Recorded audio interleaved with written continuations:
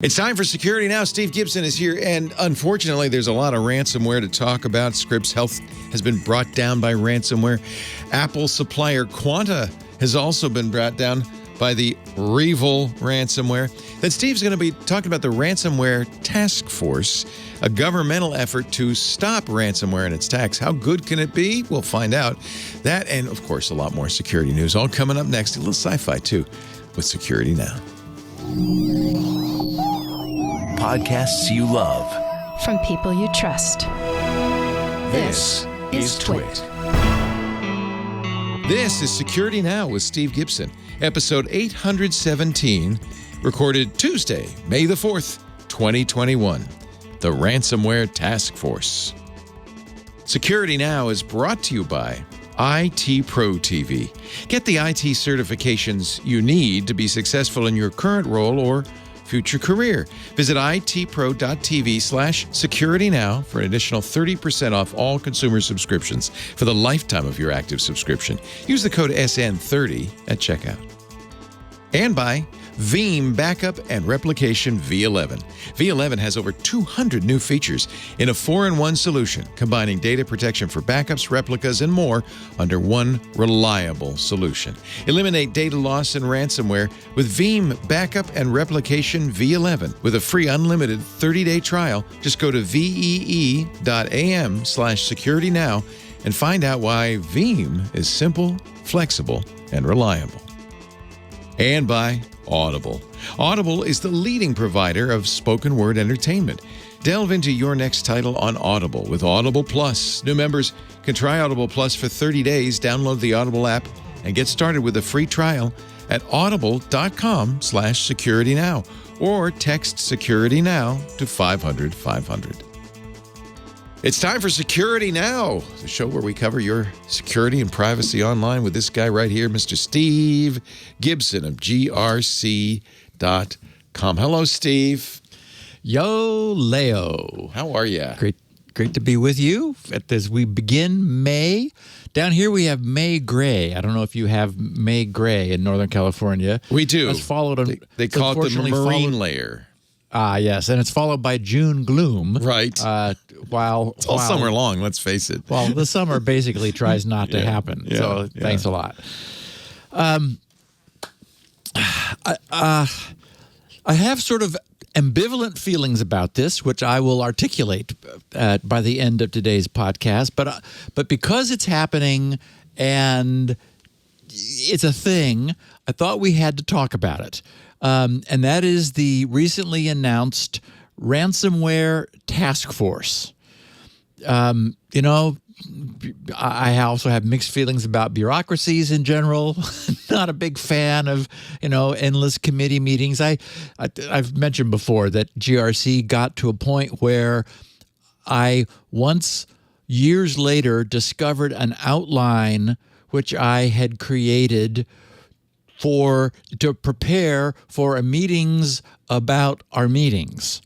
And I realized, oh my God, our meetings are having meetings. So I just that's not the way I wanted to run my company. Consequently, we no longer have meetings because I'd have be a almost small no meeting. Employees. Yeah, it'd be very small. So, but anyway, there were a couple interesting pieces of information we haven't had before, although most of what's going on with the ransomware world is well covered, but still worth talking about. I wanted to sort of plant that flag so that we can then go from there and see if anything develops from it. We're going to touch on a couple topics surrounding ransomware first. Of course, I know you've been talking about it, this REvil attack that affected Apple through one of their suppliers. We're also going to look at just this past weekend's attack that brought down Southern California's world-renowned Scripps Health system. Ouch. We also are going to catch up on something that had been going on, but I was sort of waiting for the other shoe to drop to see what would happen. That happened Sunday before last with a really interesting, coordinated, multinational takedown of the Emotet Botnet, which has been like it's a huge botnet. Somehow we just hadn't talked about it, and I'll explain why later. But like since 2014, it had been growing. And as sort of part of that, the FBI contributed more than 4 million compromised email addresses to Troy Hunt's Have I Been Pwned? We're going to follow up talking about that by looking at 2 notification services that Troy now offers. And Leo, you're going to want to be poking at one of these because you can now have I Been Pwned check for any compromised email addresses by domain, as in star at twit.tv. Yeah, and that's good. I did that, and I had to get my heart back under control after it returned 155 GRC.com compromised email addresses, which I'll explain. So anyway, you can cheat and scroll ahead if you want to and be ready with how many twit.tv were found. Anyway, I'm going to take that opportunity to pound so we have that. Then I'm also going to take the opportunity to pound another well-deserved nail into QNAP, the company that I've come to love to hate because they're just so bad. Also, I'm going to talk about an update I just made to my favorite NNTP newsreader, Gravity, whose source I've taken over because it had been abandoned 10 years ago. And I ran across an anecdote regarding our ex-friend, unfortunately, Dan Kaminsky, who we celebrated last week. But I had to share this one little bit of fun that also arose from people talking about Dan. We've got 2 pieces of closing the loop feedback from our listeners. And then, as I said, we're going to talk about this ransomware task force. I'm glad it exists. It's good that we're going to an effort is being mounted, but for reasons that we'll talk about, I'm skeptical about whether it's, whether anything can be done. And we have a picture of the week that, literally brought an LOL out of you the moment you saw it. I kind of burst out and said, "Oh, it's fun. Well, it'll be fun." And frankly, I'm very impressed with how quickly you got it. I think it was instant recognition. So no wonder you're a good chess player. Pattern recognition. It's all about pattern recognition. Exactly. Well, we won't show you that just yet, but first, before we get to it, let me give you a little plug for our sponsor and a wonderful couple of, it's not just a couple of people anymore. I first became aware of IT Pro TV when Don and Tim were about to start it. Tim Broom and Don Pizzette. Love them dearly. Met them at the NAB show some years ago. I was on a panel talking about the future of kind of broadcast, the future of internet broadcasting. And they at the time they were IT trainers. They were, but in a traditional classroom setting. And they saw this panel. Adam Carolla was on. A lot of people, very interesting. And they thought, maybe we should do what Leo's doing at TWiT. Maybe we should do that for IT training. And IT Pro TV was born. And of course, they've far exceeded us by now. They have 7 studios running Monday through Friday all day, recording like crazy. Partly that's because the IT field is changing like crazy. IT Pro TV is, of course, the place to go if you're starting out in IT and you want to get the certs that help you get that great job.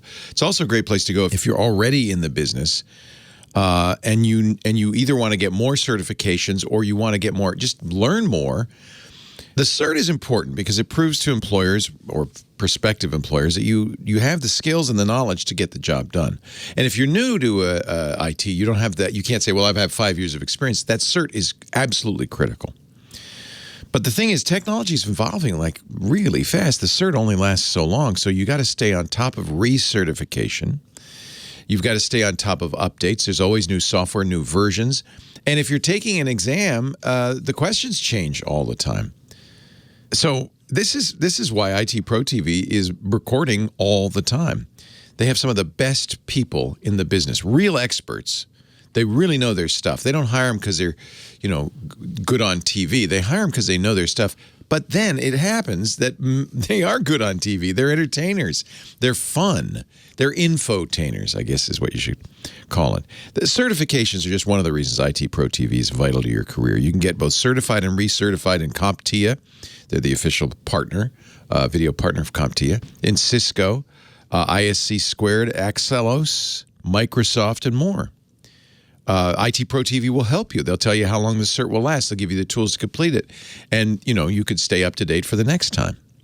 But it's more than that. You get a well-rounded educational experience because you get virtual labs, you get practice tests. Taking the test before you have to take the real test is a really good tool.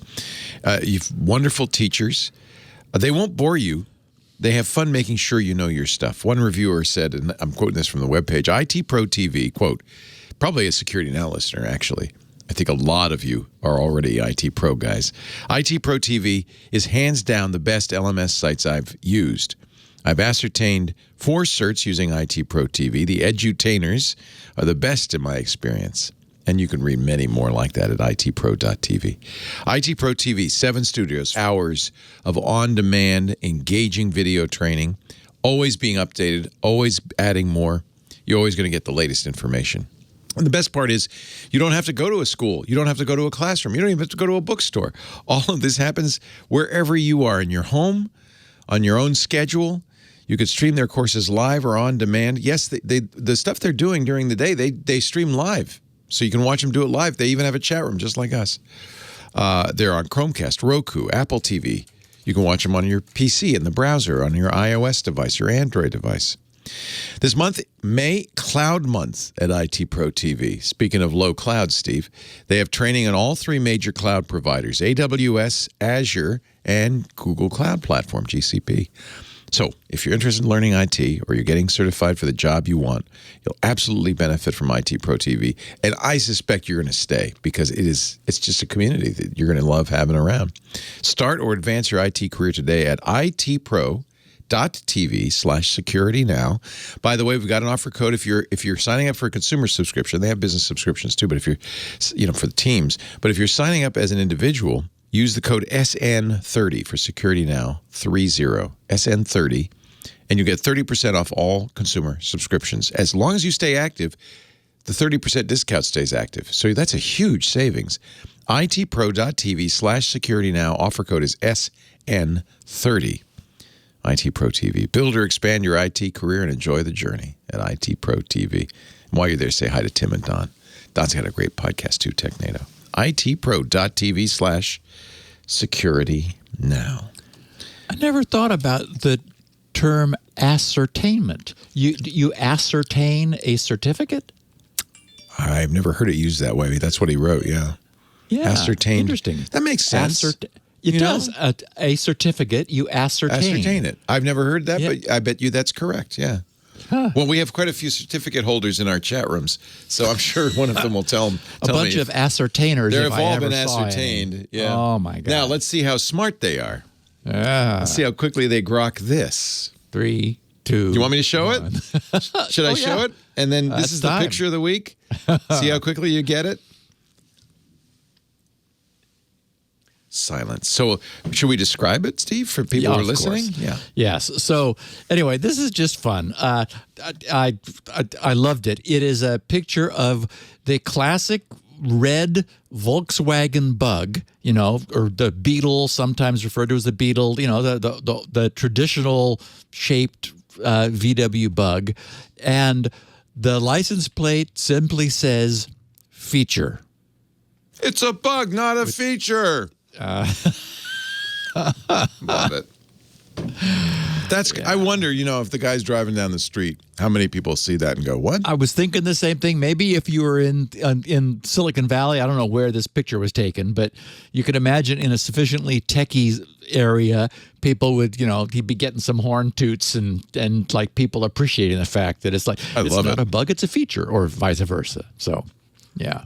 Anyway, perfect picture of the week. So thank you, Twitter listener, follower, tweeter. And, all pictures are welcome. I guess you get a lot of them now on your Twitter feed. SGGRC is his Twitter handle. Yeah.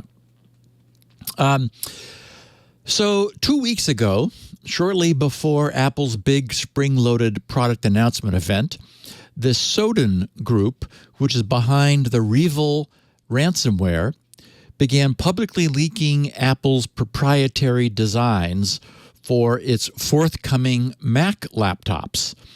The group's so-called Happy Blog, as it calls itself, stated, in order not to wait for the upcoming Apple presentations, today we, the REvil Group, will provide data on the upcoming releases of the company so beloved by many. Tim Cook can say thank you, Quanta. From our side, a lot of time has been devoted to solving this problem, unquote. Well, okay, so Quanta Computer is a Taiwanese company that assembles a number of Apple laptops and other consumer devices. I know they're watched as well, and I'm sure you, Leo, are more tuned up on this than I am, since you get to talk to your Mac folks. Yeah, they do the laptops, I think. Is there? Yeah. So when Quanta initially refused to negotiate with the REvil Group, Quanta Computer is a large supplier, not only for Apple but for others. In some of the news coverage, I saw that they said ThinkBook, or ThinkPad, but I wasn't sure whether that one might have been a typo, or maybe they actually are doing like construction for Lenovo. Wow. Don't know. But anyway, it was Quanta Computer that was actually compromised by the REvil ransomware. It says all 10 top PC companies in the world use Quanta. Yeah. That's all of them, including Lenovo. Yeah. Yeah, exactly. Wow. So, and that's not the company. Well, it is the company that you would want to get inside if you were a ransomware gang. Yeah. And of course, Apple would be particularly sensitive to the disclosure. We know how concerned they are over leaks. So they would be, particularly concerned over this disclosure. The ransom demand was initially posted just hours before Apple's event. And the hackers said that they would release more documents every day, adding, quote, "We recommend that Apple buy back the available data by May 1st. And a similar extortion attempt from the same group aimed at Acer demanded $50 million in exchange for deleting Acer's files. And I saw the same number. 50 million was like the opening extortion level also for the Apple stuff. So groups throughout the internet began grabbing and analyzing the details from the leaks. And this stuff looked authentic, and there's no reason to believe it wouldn't be. They noted some differences with the current models on sale. A new version of the MacBook Pro was shown without the touch bar, and it appeared that maybe HDMI ports might be staging a comeback along with SD card readers. So yeah, this early release was providing details that Apple would have rather been releasing themselves. What we know of REvil from the past is that they are tough negotiators who do not make idle threats. Of course, they don't want to acquire a reputation for not doing what they say they're going to do, or people will start ignoring them. So they're also not known for being soft or for backing down. So something must be going on, because last week the REvil gang removed Apple's schematics, drawings, and other data from their data leak site after first warning Quanta that they would leak drawings for the new iPad and the new Apple logos, which I thought was interesting. I was like, what? New Apple logos? So anyway, maybe Apple said, okay, look, Quanta, we need to stop this. It did get quiet. They only released 2 schematics that I saw. Right. And so what appears to have happened, for reasons we can only guess, is that Quanta finally responded to REvil and opened a dialogue. As part of a private chat and I think it was Bleeping Computer who posted some screenshots of that, which they got somehow. REvil told Quanta that they hid the data leak page and will stop talking to reporters to allow negotiations to continue. And REvil stated that, quote, having started a dialogue with us, you can count on a good discount. And indeed, that does appear to be the case. Yeah. The Act extortion. today to save 20%. Oh, no, that's exactly what happens. Since the demand was updated, it now carries an expiration date of this coming Friday, May 7th. But it's been reduced from the initial request of $50 million down to the now much more seemingly affordable $20 million. See, I can't see Apple paying a penny, and Quanta shouldn't either. But at the same time, I also could see Apple being very concerned. Yeah. I mean, yeah, this is stuff they're going to announce in June. Various researchers have been quoted saying that this appears to be a pattern. The REvil gang apparently feels that forcing the opening of a dialogue, with their victim, is a crucial first step in getting paid. So what appears to be happening is that we're seeing a pattern of them deliberately establishing like a reputation for dramatically reducing their initial ransom demand upon the establishment of a dialogue. So this asking 50 and immediately dropping to 20, that's what people are now coming to expect. And of course, I guess this provides some incentive for a victim to establish contact in order to obtain, the more real ransom demand. And also, of course, in the process serves to break the ice. And it's like, well, now, of course, we're all put in mind of that old joke about prostitution. Okay, well, we've determined what you are. Now we're just negotiating a price. This is the world we're in. And of course, we'll be talking about this Takedown task force here, or the ransomware task force shortly. I did want to mention, because it's another significant event, that nearly the entire Scripps Health system, which is a world-renowned hospital network based in San Diego, was hit over this past weekend by a cyber attack, which forced some critical care patients to be diverted. And of course, it's particularly galling when any healthcare provider is hit, as so many have been, representing, I guess, sort of a soft target for whatever reason. Scripps acknowledged the attack in a statement, but did not specify whether it was explicitly a ransomware incident, although in some follow-on reporting, everybody seemed to be assuming that, although I wasn't able to track down a specific reference to which ransomware. It's also unknown whether the adversaries compromised any patient records or other sensitive data. Unknown meaning just not yet public. An email notice from the county emergency services coordinator, Jamie Pittner, said that all 4 of Scripps' main hospitals in Chula Vista, Encinitas, La Jolla, and San Diego implemented emergency care diversions. Stroke, trauma, and heart attack patients were all sent to other medical centers because they were just unable to provide for them while they were completely down.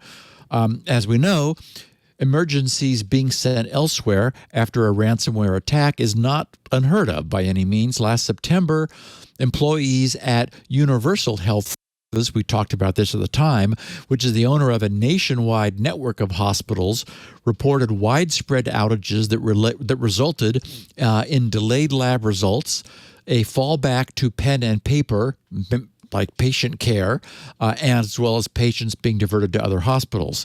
In that case, the culprit was Ryuk, which locked up hospital systems for days. And one of the interesting stats that we'll get out of this task force is like the average number of days that ransomware brings systems down.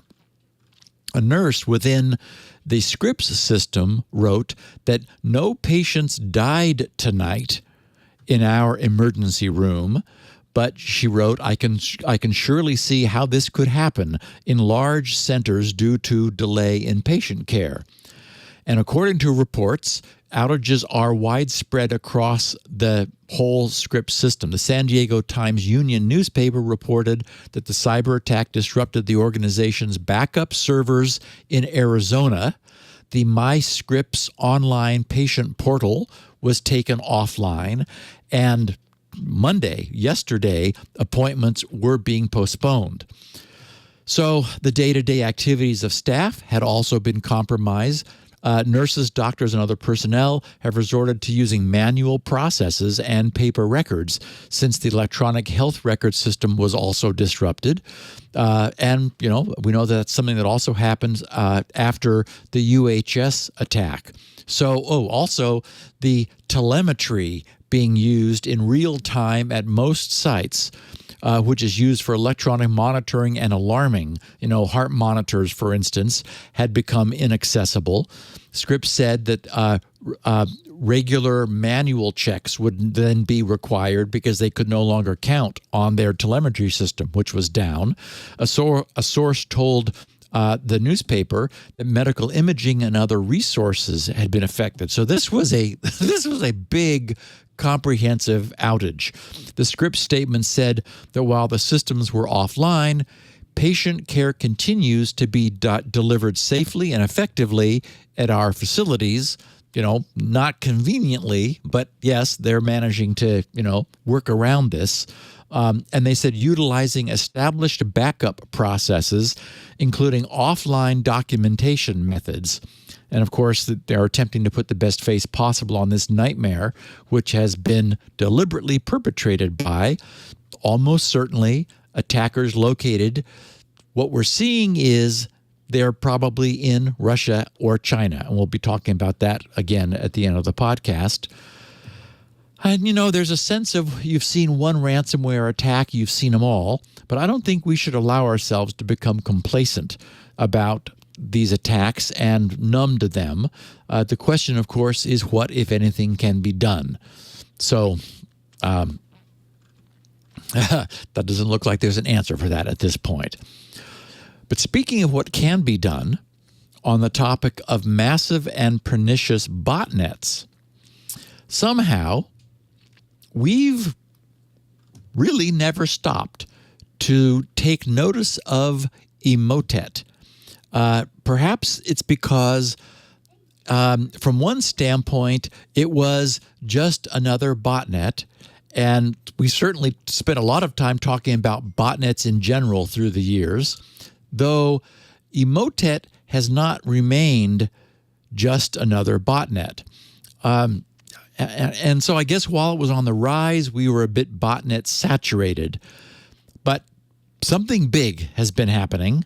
At the beginning of this year, on an effort named Operation Ladybird, a coordinated global operation, which included the law enforcement authorities from Canada, France, Germany, Lithuania, the Netherlands, Ukraine, the UK, and the United States, all worked together to take control of the hundreds of botnet servers which were supporting the Emotet Botnet network.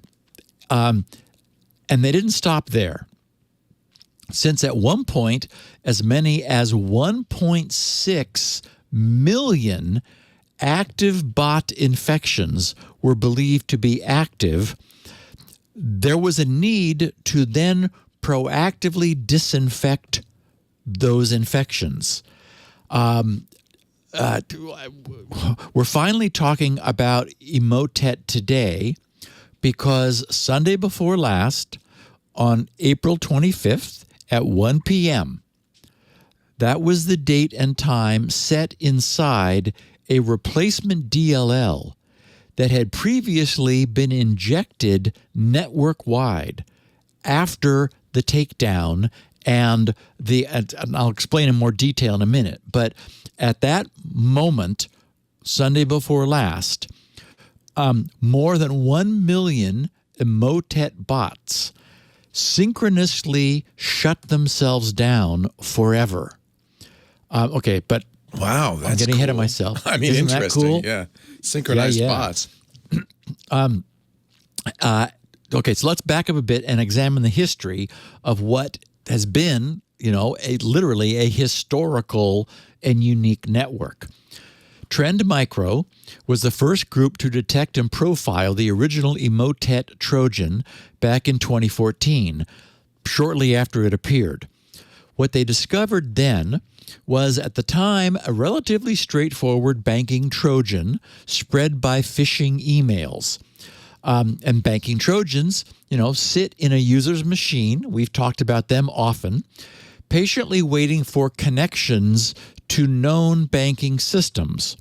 When this is seen, they capture and forward the user's banking authentication credentials, sending them to their bot masters, who then typically empty the unwitting user's account. Or another thing they might do is, while the user believes they're actually performing some generic standard banking transaction, like using their, log into their bank account and then just do something as benign as check their balance. What these Trojans are able to do is establish a shadow connection using their credentials to their account. And as soon as they navigate away from the page, that Trojan will then transfer issue on their behalf a transfer of all of their funds to some offshore account somewhere. And then people report, wait, what next time they check or the check bounces or something, where did all my money go? Well, it went to a banking Trojan. So as we've always seen, the cybercrime has evolved from just sort of a, can we make worms propagate, lark, into something which started making money for the bad guys. And of course, as soon as the bad guys could start making money, as they said, there's money in them thar hills, and that changed the entire nature of cybercrime. Okay, so through the intervening years since 2014, because this thing was succeeding, it also evolved multiple times. Over time, it grew into a mature and huge malware as a service botnet, offering access to its compromised endpoint bots for those wishing to pay. And unfortunately, there were many who wished to pay. Among them were famous ransomware groups such as REvil, and those also pushing their own data stealing Trojans such as TrickBot. They quickly made the most of the initial access provided to them for pay by the Emotet network, picking and choosing into which victims they would deploy additional payloads. And Emotet was used by the so-called TA-542 threat group, also known as Mummy Spider, to deploy second-stage malware payloads such as QBot and TrickBot. It also usually led to full network compromise and often the deployment of ransomware payloads across all infected systems, which a compromised endpoint would allow. So ransomware like Prolock or Egregore by the QBot people, or Ryuk and Conti by TrickBot. So, this was a big problem. And because we were talking about more than 1 million endpoints, it was actively being tracked. This growing and enduring success of Emotet demonstrated, among other things, the potential of success through nothing more than relatively straightforward phishing campaigns that were the main way that this infection was spread, or that is, injected into people's computers. It also highlighted the evolution and growing sophistication of the cybercrime economy, which was developing its own specialized supply chain. And once inside a single machine, Emotet evolved the ability to then spread laterally to other devices on a network, which made it among the most resilient pieces of malware which had been seen in recent times.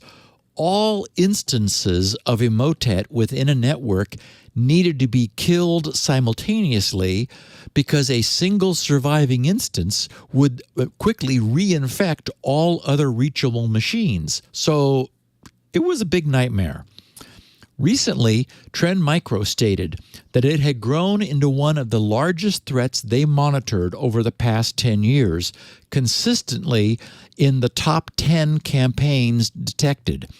And with, as I said, according to the U.S. Department of Justice, more than 1.6 million victim machines.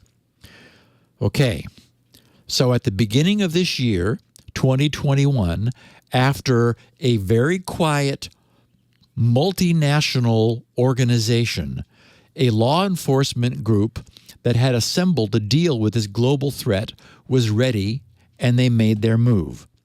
In a coordinated takedown strike this past January, control was taken over the IP addresses of the network's command and control servers located throughout more than 90 different countries. In coordination with cybersecurity experts, replacement servers were connected to the individual IP addresses of the Emotet's command and control machines, hundreds of them, many of them which were themselves hacked PCs, which the Emotet gang had been using to manage the botnet and send instructions to its 1.6 million victim endpoint botnet machines. A security researcher who was involved in the operation said, "We took over every critical C2, command and control, top, down, left, right. From that point on, if a victim machine reaches out to one of my servers or our partner's servers, they're going to get a payload that's inert and prevents further communication with the original botnet. It's over. Or was it? Previous botnet takedown operations have had mixed success, with the cybercriminals often being able to rebuild their networks rather quickly after a takedown attempt, which were enabled, this rebuilding, by built-in fallback communications channels. So, for example, a prior attempt to neuter the TrickBot botnet is believed to have resulted in only a short-term setback for its operators, who have since developed new versions of their malware and made progress toward rebuilding. But the good guys have been learning too, lesson after lesson after lesson. So again, we're in that spy versus spy mode,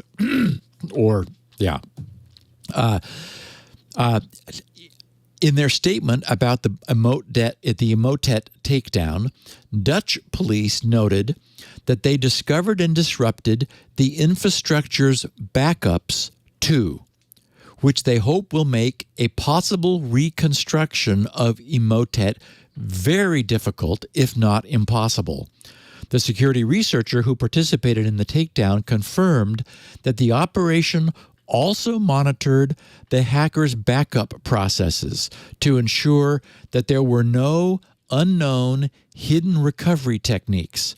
And he believes that all backups were disrupted. He said, quote, "We found their backups and how they use them, and we took all of them too. So he said it's going to be very hard, if not impossible, for them to recover, and even if they do, we have other tools up our sleeve to combat that. And indeed, since the January takedown, Trend Micro has reported that there has been no Emotet activity. They said they still observed some detections, since it's nearly impossible to erase all traces of such a massive infection immediately upon takedown.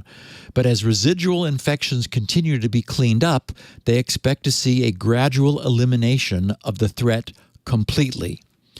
After the takedown operation, with the redirection of the network's command and control server IPs to law enforcement control, authorities then pushed a new configuration to the million-plus active Emotet infections so that the malware would then begin to use permanently command and control servers permanently controlled by Germany's federal police agency. So essentially, they did a transient IP redirection that allowed them to then push changes to the infections, which then told the infections to change the IPs that they subsequently got instructions from, thus permanently commandeering the dynamic Emotet botnet.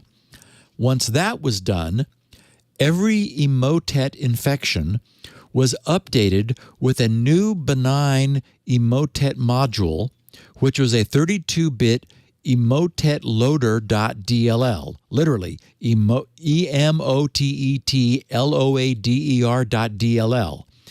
That was inserted into all infected systems, and that's the thing that had the April 25th time bomb. This is what caused the entire network of more than 1 million instances of infected machines to synchronously become inert Sunday before last at 1 p.m. At that moment, the Windows Server startup and auto-run registry keys were deleted network-wide, and the services self-terminated, and it was over. Now, two security researchers with Malwarebytes examined the uninstaller module, this thing that was delivered by law enforcement to the now under their control Emotet bots. They did this ahead of time, so they changed the system clock on a test machine to April 25th, 2021, to this trigger moment, and confirmed that it only deleted associated Windows service definitions and auto-run registry keys, then terminated itself. It leaves everything else on the compromised devices untouched. You know, they did this because, as we saw with the FBI's Exchange server decontamination that we talked about a couple weeks ago, you know, messing with somebody else's computer is a concern. Marcus Hutchins, whom we know well on this podcast, has tracked Emotet and other botnets for years. Marcus warned that anyone whose machines were infected should be careful to clean their systems despite the Emotet takedown. He cautioned that they could still be hit with secondary malware that Emotet's partners may have previously downloaded into their computers, like TrickBot or QuackBot. So, anyway, people are still feeling a bit touchy about the idea of law enforcement being this proactive. So I suppose this is going to take some getting used to. As I mentioned, the FBI's subsequent disinfection of U.S.-based Exchange servers was not without controversy. And in this case, not everyone was completely bullish on the Emotet takedown. Malwarebytes CEO told Bleeping Computer in an interview, "For this type of approach to be successful over time, it will be important to have as many eyes as possible on these updates. And if possible, the law enforcement agencies involved should release these updates to the open internet so analysts can make sure nothing unwanted is being slipped in. Well, it's nice to wish for that. On the other hand, it really needs to be done in secret because secrets are very difficult to keep. One of the stories I had hoped to get into today's podcast, but I'll catch up with it next week. There just wasn't room, is Microsoft's serious concern that it was their sharing with their industry-wide partnerships that may have led to the early leak of the details of the Exchange server flaws, which is responsible for it getting loose before they had patches ready. Anyway, we'll talk about that next week. But, that all said, we view, the Malwarebytes CEO said, we view this specific instance as a unique situation and encourage our industry partners to view this as an isolated event that required a special solution and not as an opportunity to set policy moving forward. Again, as I said, the concern when this all surfaced about what the FBI did, and even here, the concern being voiced is people are not comfortable with law enforcement doing essentially what the bad guys have done. My take is we're going to have to get comfortable with it because otherwise law enforcement's hands are tied, and of course the bad guys' hands are not tied. Intervention is never something that the intervened welcomes, but it's often the only way to solve a problem, and I suspect we're going to be seeing more of it in the future. The Emotet Botnet established itself through highly effective email phishing campaigns. Unwitting users clicked on links, which ran macros to infect their machines. So Emotet was being invited in. If we deliberately tie the hands of law enforcement to prevent this sort of lawful remediation, a very effective means for kicking it out of, in this case, 1.6 million infected machines will be lost. And, I'm not arguing that the Malwarebytes CEO was wrong in saying it absolutely has to be done very, very carefully and safely. For example, you would never want to do something that bricked 1.6 million infected machines, but it's certainly possible to test this, and I'm sure it was tested extensively before it was actually done for real. So, yeah, it's dicey, but I think it needs to happen. And Leo, the other thing that needs to happen is a hydration break. And speak of the devil, here's my glass of hydration. Look at the size of that glass. You only deal in the giant, I see. That's the way I roll, Leo. Actually, we're talking about ransomware and ransomware remediation. The best solution for, getting hit by this is having a good backup solution. I was talking with one of our members in our forums in our TWiT club, Big D, and he was telling me how much he likes Veeam. VEEAM. It's kind of nice coincidence. Veeam's a sponsor. They're the leader in backup solutions that deliver cloud data management on a single platform, which helps you modernize your backup, accelerate hybrid cloud migration, secure your data with Veeam solutions, including ransomware remediation. Veeam, the brand new V11 is out. It helps you secure and recover your backup with confidence for entire data lifecycle. 95%, this is a really important stat. I'm going to underline this. 95% of Veeam customers experienced little to no financial impact at all due to ransomware attacks. 95%. Probably the rest is more about exfiltration and things like that, the kind of thing Apple's Quanta's experiencing right now. You could stop ransomware in its tracks and safeguard your recoverability with Veeam's native immutability for your backups. Deliver confidence to your organization while improving recoveries related operations by automatically testing and scanning every backup for malware. How about that? That's pretty sweet, huh? The new Veeam Backup and Replication V11 just basically eliminates data loss and ransomware by helping you save 20 times on your long-term archive retention costs. Their 4-in-1 solution does it all. You got backup, you got replication, storage snapshots, and now they're doing CDP, continuous data protection, and it's all under the Veeam roof. One platform, V11, delivering faster and more flexible data protection as well as recovery and retention options. Veeam's CDP solves the problem of meeting both internal and external SLAs.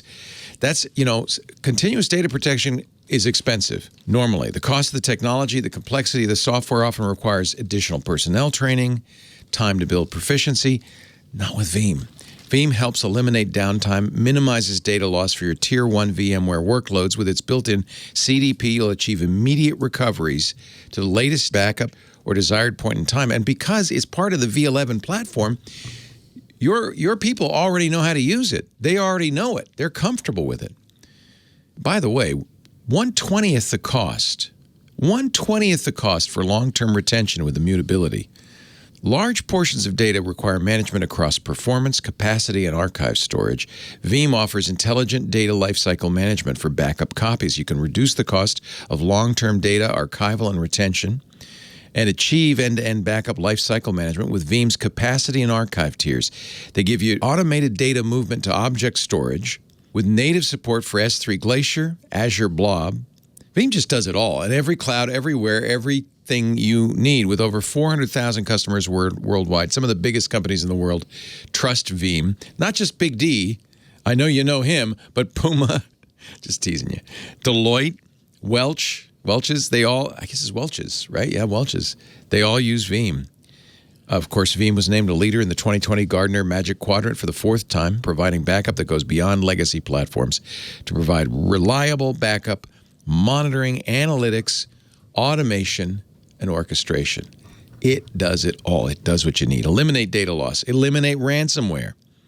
Did I mention 95% of Veeam customers, little or no financial impact due to ransomware? 95%! Veeam Backup and Replication V11 is here with a free unlimited 30-day trial. Just go to VEE.am. Isn't that great? Veeam just happened, the .am, right? VEE.am/security now. Find out why Veeam, VEEAM, is simple, flexible, and reliable. VEE.am/security now. We thank Veeam so much for their support. Really glad to get them on the show because it is the king of the hill in this area. So. Well, could you have a more perfectly coordinated this is the show. Sponsor? I know. This is definitely the show for this one. Yeah. Veeam, thank you for your support. Let's talk about ransomware. They knew. On we go. So, okay. Among the things that the Emotet Botnet was doing was acquiring email addresses. And in a related public-private partnership, the Dutch authorities and the U.S. FBI have provided, get this, 4,324,770 unique email addresses known to have been compromised and used by the Emotet Botnet to Troy Hunt's Have I Been Pwned database service. Here's what Troy had to say about this last Tuesday. He said, earlier this year, the FBI, in partnership with the Dutch National High Technical Crimes Unit, the NHTCU, the German Federal Crime Police Office, the BKA, and I can't pronounce that B in German. I looked at it for a while and I thought, no. And other international law enforcement agencies brought down what Europol referred to as the world's most dangerous malware, Emotet. This strain of malware, writes Troy, dates back as far as 2014, and it became a gateway into infected machines for other strains of malware ranging from banking Trojans to credential stealers to ransomware. Emotet was extremely destructive and wreaked havoc across the globe before eventually being brought to a halt in February. He said, following the takedown, the FBI reached out and asked if "Have I Been Pwned" might be a viable means of alerting impacted individuals and companies that their accounts had been affected by Emotet. He said this isn't the first time HIBP has been used by law enforcement in the wake of criminal activity, with the Estonian Central Police using it for similar purposes a few years earlier. In all, 4,324,770 email addresses were provided, which span a wide range of countries and domains. The addresses are actually sourced from two separate corpuses. Would that be corpi? Anyway, corpuses of data obtained by the agencies during the takedown. First, email credentials stored by Emotet for sending spam via victims' mail providers.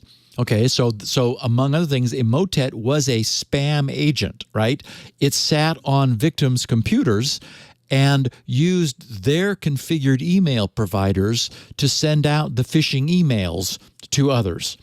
And of course, oftentimes it would also compromise their address book, so the email that was outgoing was appeared to be coming from people that its recipients knew, meaning the infected victim. And the second source was web credentials harvested from browsers that store them to expedite subsequent logins. And of course, that's something that's always made me a little uncomfortable about storing authentication information in our web browsers, is that let's hope that bad guys don't figure out how to get in there. So Troy wrote, we discussed loading these into HIBP, we meaning he and the FBI and Dutch authorities, as two separate incidents so that they could be individually identified, but given the remediation is very similar, they've been loaded in as a single breach. One of the cool things about Troy's "Have I Been Pwned" is it identifies which breach was associated with the various pieces of information. So, okay, so at this point in Troy's blog, I'm skipping the standard, change your password advice and so forth. He has all that. Though I wanted to quote one interesting tidbit that he wrote. He said, among his things to do to keep yourself secure was keep security software, such as antivirus, up to date with current definitions. Troy Hunt wrote, I personally use Microsoft Defender, which is free, built into Windows 10. Oh. Yes. Yeah, Yep. I agree with him, but that's really good to hear him say it. Yep, and our listeners know that's what that's where you and I have come down finally, Leo. Is that it's just You don't need anything more. You just and other things cause more trouble than they're worth. Exactly. Yeah. Yeah. Anyway, he said, so it's free, built into Windows 10, and updates automatically via Windows Update. So that's an interesting data point from Troy. He concluded, I've flagged this incident as sensitive in HIBP, again, have I been pwned, which means it's not publicly searchable. Rather, individuals will either need to verify control of the address via the notification service or perform a domain search to see if they're impacted. And I'm going to explain all that. He said, I've taken this approach to avoid anyone being targeted as a result of their inclusion in Emotet. All impacted HIBP subscribers have been sent notifications already. Okay, so the normal thing you do is for what did he call it? Sensitive, for non-sensitive issues is, you put your email address in and that's all that you have to do. You say, click, have I been pwned? And it says, no, there's nothing here. But of course that allows you to put any email address in and thereby use have I been pwned to probe whether that email address may have been used in previous attacks. They didn't want to do that here.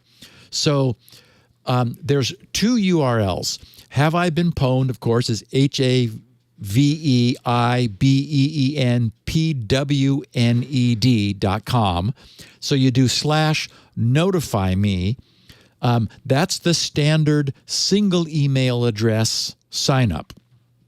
I've signed up using, before I did the next thing, which was even cooler, I put in a couple of my recent email addresses.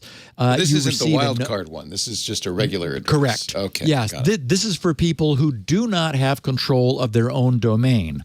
So like if you're a Gmail user or Yahoo or your own local ISP, but not thisismydomain.com, then you use this. So you put your email address in, or any that you have been using recently or back through time. And I guess I would say any that still matter, because it needs to be an address on which you still receive email, because when you put it in, you receive at that address a confirmation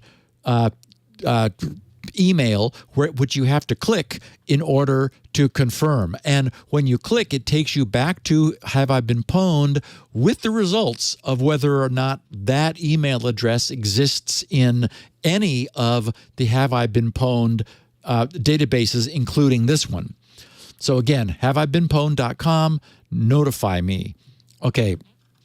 One thing Troy did not mention in his blog posting, but I saw it elsewhere, was that 39% of the email addresses provided by law enforcement from the Emotet Takedown had already been indexed as part of other data breach incidents.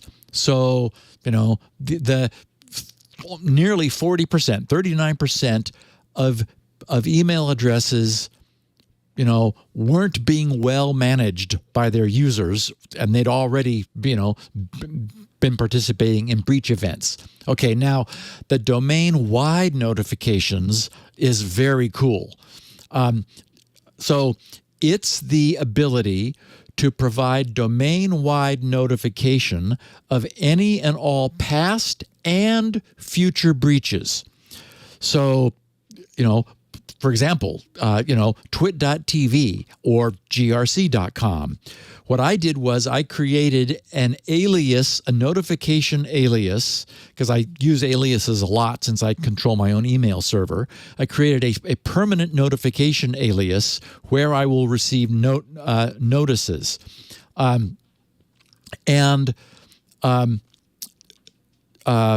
Okay, so when I registered, I immediately, as I said, received a sobering list of 155 email addresses. But first, I'll explain about registration.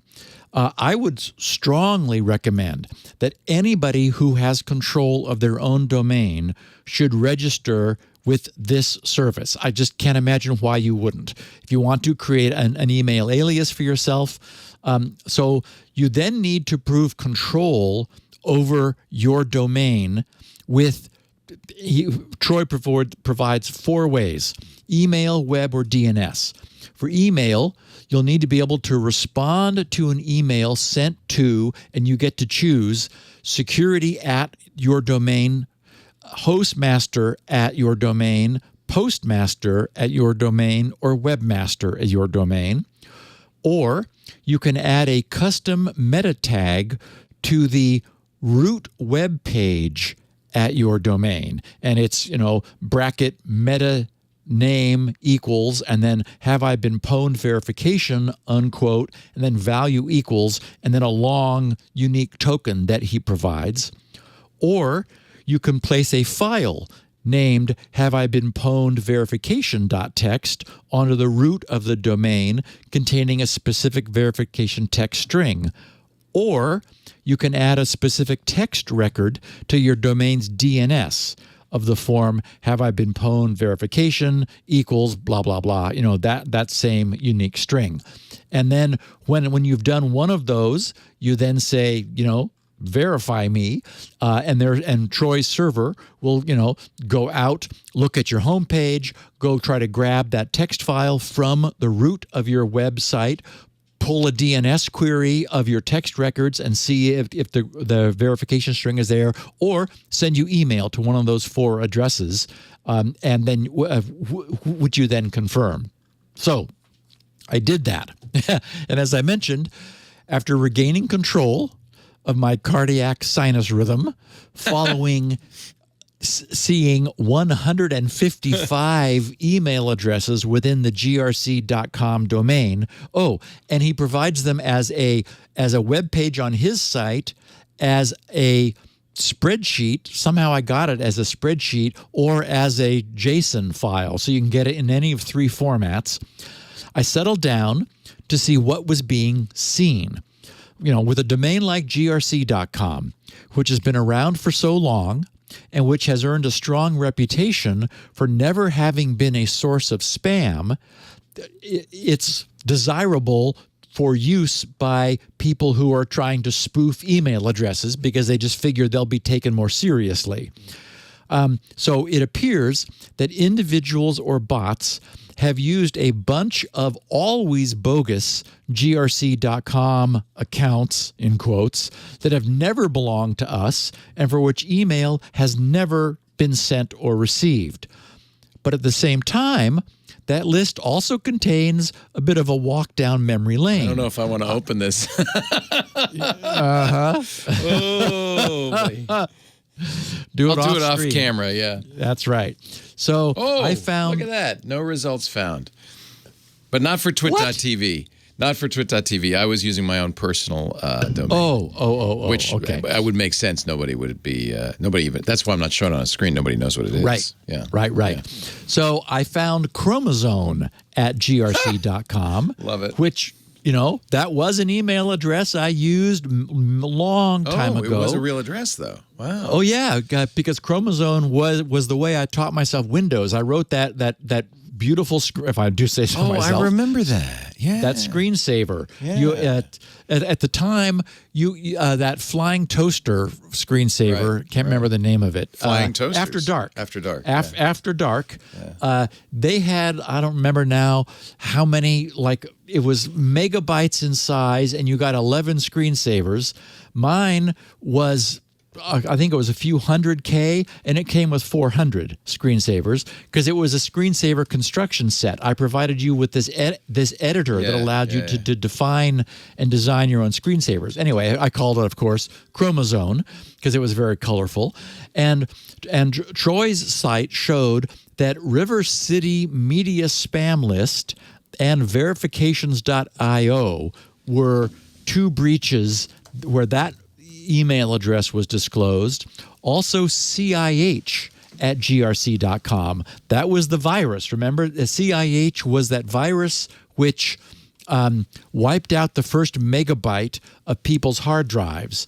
And I didn't want to charge anything to fix it because it wasn't anybody's fault. So I wrote a custom tool which basically resurrected the entire first megabyte of someone's hard drive in order to reverse the effects of that. Also, COD at grc.com. That was the way you and I first met, Leo. Click of death. Oh, yeah. Yeah. And so that one was exposed in the data enrichment exposure from PDL customer, also the River City Media Spam List and verifications.io. Not surprisingly, Greg at grc.com. We have not used our first names at grc.com for years. Once upon a time I was Steve, Greg was Greg, and Sue was Sue. But, you just can't use, a first name at any domain. Short first name, bad. Yes. Yeah. So, and Greg was there because he would be responding as a tech support provider. Therefore, his address would be in all of the email boxes of all of our customers. And so, it just got loose. Also, s.gibson at grc.com. I don't remember ever using that, but I guess I must have.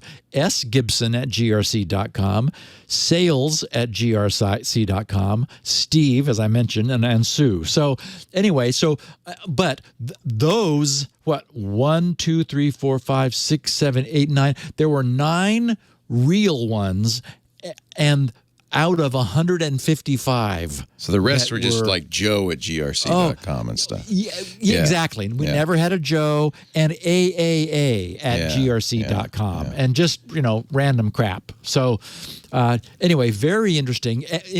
And again, the beauty of registering domain-wide is now if any email address I'm using or Sue's using or Greg's using appear newly in Have I Been Pwned, I will receive a proactive notification saying, hey, this email address for your domain just got breached. So that's super cool. And I would imagine it would be of use to any of our listeners who are responsible for their own enterprises email. We know I don't like QNAP. I started off being... It's funny because they're really big, and I think people like them, but I'm glad I used Synology after hearing all about this. Boy, are you glad, Leo. You don't know how glad you are. Yeah. I've said it before, but sadly, it's worth reminding everyone due to recent events. At this point, I'm pretty sure that I will never like nor recommend the use of QNAP's products for any purpose. Maybe if you needed an anchor for your fishing boat, because it would if it dragged along the bottom, it would be pretty good to hold your boat in place. That and your Bitcoin hard drive, you're set. Sorry, shouldn't have rubbed that in. So, ouch. So time and again, the company has demonstrated itself to be just too irresponsible. They have a well-established track record of ignoring security researchers' reports, despite the researchers' responsible attempts to get them to respond within like 90 days or a reasonable length of time. They just do nothing until there's like a catastrophic event affecting their users. Nor do they fess up when they're confronted with reality. They obliquely referred, in this instance, to a, quote, improper authorization vulnerability in HBS3, which is their hybrid backup sync offering. Well, it certainly is, but it would be more correctly described as yet another hard-coded firmware backdoor credential that was discovered, as they will all inevitably be. And it's been widely exploited by multiple breeds of ransomware, where there is now a feeding frenzy competition to see which can be the first one to get in and encrypt all of a user's data. Despite only asking $500 equivalent in Bitcoin for the decryption key, there's clearly no safe way to have any QNAP device publicly exposed to the internet. And now QNAP themselves have begun recommending that their own users should not run on the default port of 8080, but should rather attempt to hide their services elsewhere. That's no among good. Among the 65,000 other ports. Because that's right, if you can't make it secure, just hide it. Then at least make it obscure. Yeah. Oh, no, God. That's not a solution. Thank you. The fact that they even suggested that tells you they have no good fix. Yes, and they actually do say, put it somewhere else. Boy. Yeah. Yikes. So at last time we talked about this, I said if you must use it, if you've got the hardware, move it inside. Don't expose any of it to the public internet. So you'd be safe then, right? I mean, because safer. Yeah. Yeah. And if there's alternative firmware, I don't know if there's like a different way, if you can like run FreeBSD or like Linux, I would say if you own the QNAP hardware, dig around, see if you can put like a real operating system on it and still get, the benefit of its NAS functions. That would be a cool solution if that's possible. Okay, I did want to mention to our listeners that since last week, I updated the Gravity Windows NNTP Newsgroup newsreader. It was at 3.0.10. It's now 3.0.11. Somewhere last week, somebody posted a screenshot from their I want to say Unisys, Unison, from their Unison newsreader, which crashed Gravity. A number of us who are Gravity users, clicking on the link, it just terminated. It just disappeared from the screen.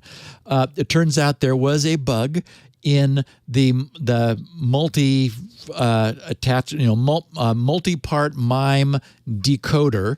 So I spent an enjoyable couple hours digging into the source, finding the point that was crashing as a consequence. I mean, there's nothing wrong with what the Unison newsreader was posting. Gravity just had a mistake. So I fixed it. Just wanted to let our listeners know.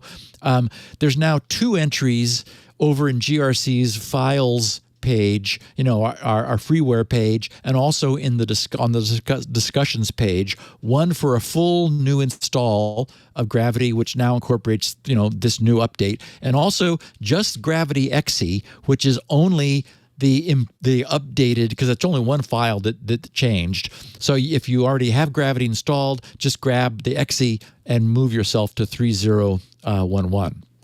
And as I promised, something fun I had to share about Dan Kaminsky. I know we spent plenty of time remembering him last week, but this anecdote from his early life came up that I knew our listeners would appreciate.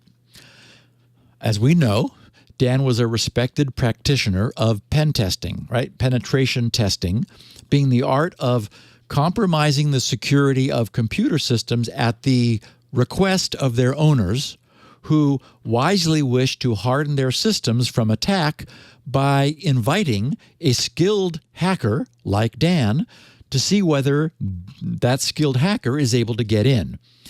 According to Dan's mom, Trudy Maurer, Maurer, he began developing his knack. Now, of course, this is coming through from a mother's loving eyes.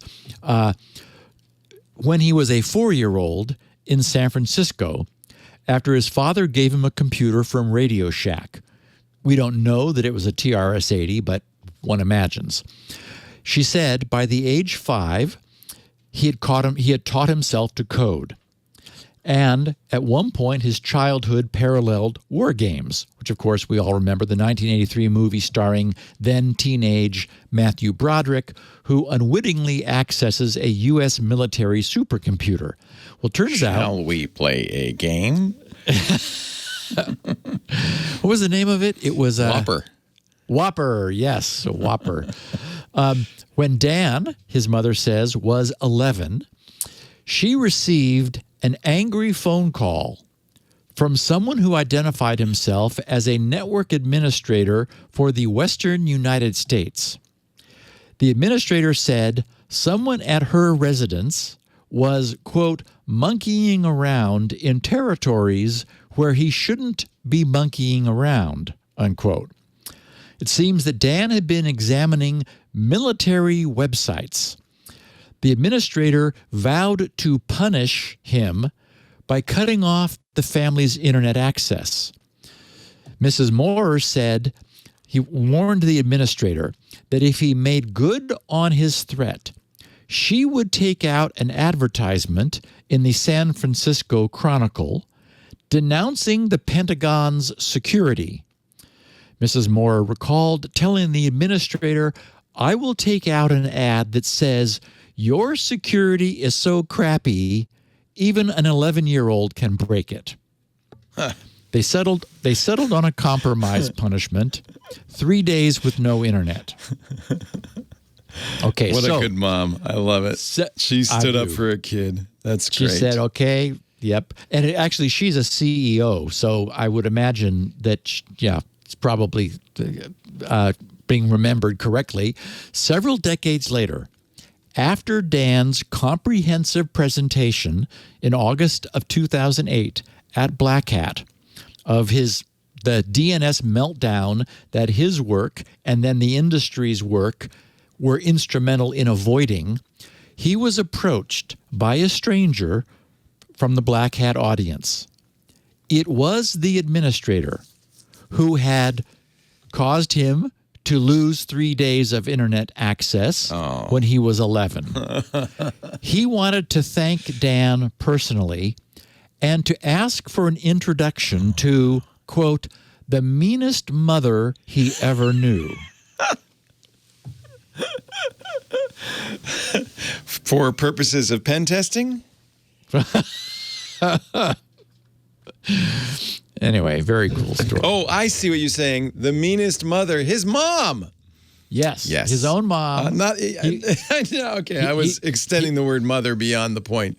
Right. His his actual mom. Yes. Now I get it. Yes. Wow. Yeah. He had never forgotten so great. that he got chewed out by the Don't mess with mama. the 11-year-old hacker's mother. Isn't that great? And back down to yes, ma'am. Yes, ma'am. How about 3 days, ma'am? She'll tell him he can't play with his computer over the weekend. I think so many great stories about Dan, of course, upon his death. And that's one of them. We actually talked about it on Sunday. He had a great mom. Yep. She deserves credit. Yep. So 2 pieces of closing the loop feedback. Mac Daddy sent at SGGRC, please don't fancy up SpinRite 6.1 UI. We love the simplicity of ASCII characters for UI. It's super retro and uber cool. Super and uber. Okay. Now, I don't know whether something I said may have given the impression that I might be changing anything. I guess that I was talking about updating a bunch of SpinRite screens with the additional data that SpinRite now has available, and that I've also added some new stuff. And I did note that earlier I was worried that those familiar with SpinRite 6 might not notice anything new and different, but that was no longer any worry. But for what it's worth, I'll definitely be keeping SpinRite's long-standing textual UI. It's not that I couldn't do, or that it couldn't do, with a major rework and a move to a bitmapped interface from this century, but mostly that SpinRite is all about performance rather than appearance. If I could have both in the same time frame, sure, that would be great. But given a choice, since what we have now for a UI works, what it does is the only thing I'm focused on. So, yeah. We get to keep our, what do you call it, super retro and uber cool user interface. It's actually kind of all the rage in Mac and Linux and Unix communities. They call it a TUI, a text user interface. And I have a lot of TUI apps. Instead of GUI, you don't have all that overhead of a window manager and all that stuff. And it's perfectly informational. It works great. Yep. And I agree. I think you've done a good job. That's really easy to understand. You use colors really well. A lot of the TUIs I use don't use colors nearly as well. Yeah, it is really colorful. Yeah. Yep.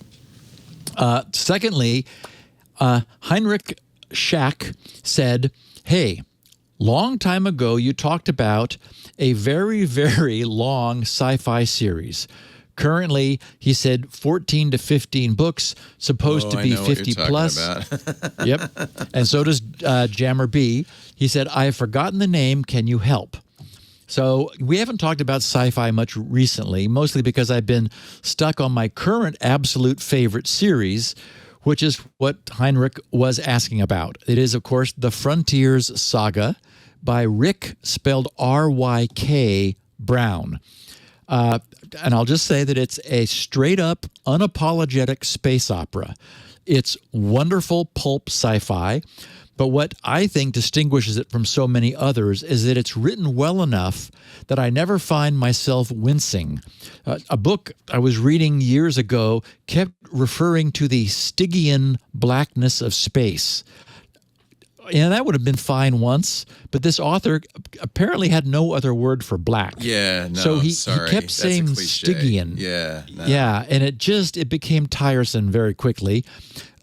Rick has a real talent for creating very clear and very well-defined characters, and once they've been established, he never, and for me this is critical, he never asks them to do something they wouldn't.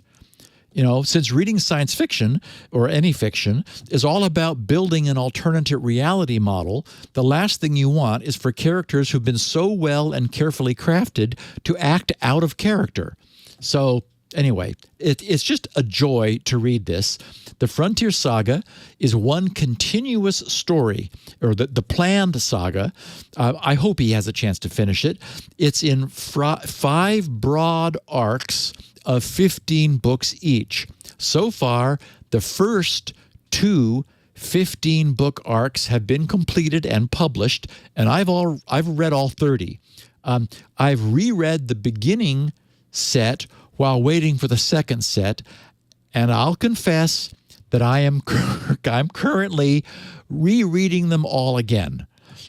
I love to read, and as I reread them, knowing what's coming and how significant this or that newly introduced character will wind up being is fun. It's neat watching everyone else getting to know them for the first time. Rick was hospitalized due to complications from COVID-19, which I was worried may have thrown off his schedule a bit. But he's been working all year. As it happens, he just posted this May 4th morning stating, he says, I guess I'd better say something lest I find my picture on the side of a milk carton. Followed by a summary of what's going on, which he posted. Anyway, he's wrapping up a standalone novel, which will be titled The Fall of the Core, and then plans to have the 3rd series begin, starting to appear this summer. He likes to have a few written ahead of time so that he can sort of do an every 3 to every 4 month rate. He started in 2011, so basically 10 years ago. He's got 30 books out in that period of time. So what? He does one every 3 or 3 a year, so about one every 4 months. He was also quite What? Nothing. That's just a lot of books. It's a lot of writing. It's a lot of writing. It's not, and that's why I hope he doesn't like Aegean Stables. Aegean Stables worthy. Yeah. Okay. The labors of Hercules.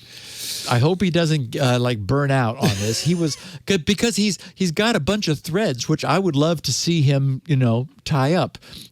He was also quite unhappy with his books being available through Amazon's Kindle Unlimited plan. So he has stated that only these first 2 15-book arcs, meaning a total of 30, will be there. I'm sure I'll buy them wherever they appear, though I hope Amazon will be able to at least offer them for sale, if not as part of their Kindle Unlimited plan, since Kindle is far and away my preferred reading platform. For the time being, for those who don't know, all of those first 30 books are free to read as part of the Kindle Unlimited plan, which is $10 per month, and authors are reimbursed. Nothing. Right? How much does he get? Nothing. I looked, and it looks like maybe 1/10 of a penny per page read. Oh, per page. He's written many thousands of pages, so that ain't bad.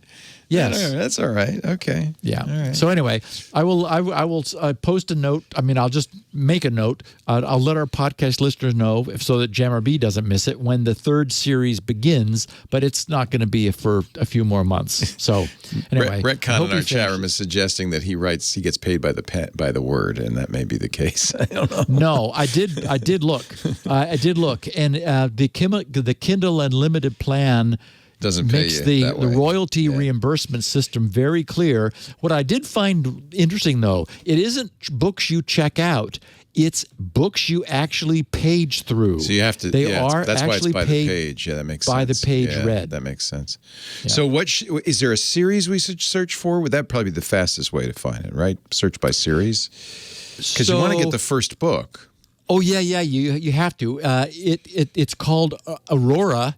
Is the very first book, but if you just Google the Frontiers Saga, Frontiers as plural, and then the Frontiers Saga Aurora, and I just I didn't want to take too much time on this, so I sort of rushed through it, but it is really good. I mean, it's not Peter Hamilton, right? That's a caliber all on its own.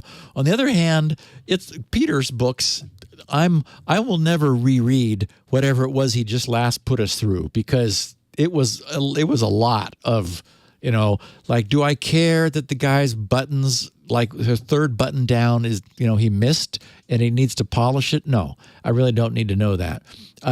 So there's no unnecessary detail, but really fun characters. So, top recommendation, The Frontiers Saga. And of course, we've talked about Hamilton and Michael McCullum and the Honor Harrington series. And, I enjoy, I guess, reading series. And I'm seeing that that's being done a lot more recently. I think authors like to get you, looped in on a series so that you stay with them. And it's just comfortable being able to, continue reading about people And he doesn't spend any time at all. He assumes you are like reading this in sequence. You don't, there's no time spent bringing you back up to speed over everything you missed before. And you should start at the beginning, obviously. Yes. Oh, absolutely. Yeah. Yes. Okay. And if you so there are sets. What is the meaning of the sets then? So the first 15 book set, if you, I know. It's not a trilogy, it's a quintilogy. Okay. You can't even illogy this. When you're done, you're done. But there's a bit of sadness at like the end, and you think, well, wait a minute. I want more. Couldn't there be more? Oh, there is. And what do you know? 15 more, kids. Yes. And when the second or third book is titled Resurrection, it's like, oh, I think I know maybe what is going to happen here. So, yeah. Anyway, top recommendation. This would be a good time if you wanted to take a break. Oh, I'm parched, Leo. Please. I just look, there's almost no water left in my big End this death march. Well, we're going to talk about ransomware in just a bit, but the reason I said this would be a good time is because our sponsor today is Audible. I'm a big fan of audiobooks, and guess what? Rick Brown happens to have a few of the Frontiers Saga right there on Audible. Well so if you don't want to read this, Steve likes to read. I don't know how he does this. He likes to read his Kindle on the treadmill. See, I would get sick from the bouncing, but you don't need to, because Rick Brown is going to give you plenty of entertainment as you go through all of his, how many? 45? You will be so ripped if you read all of his books on the treadmill. This is what's great about Audible. For exercise, there's nothing better than audiobooks from audible.com. And I don't know if all of them are on here, but it sure seems like they are. It goes on and on. And the narrator is Jeffrey Cater. Let me play a little bit of it. Sometimes people go, I don't know if I'm going to like audiobooks. I mean, it's like somebody reading to you. Yeah, exactly. Like your mama read to you when you were an infant. And it's great because Audible gets the best readers who really bring audiobooks to life. Let's listen a little bit. Dressed in their most fashionable evening attire.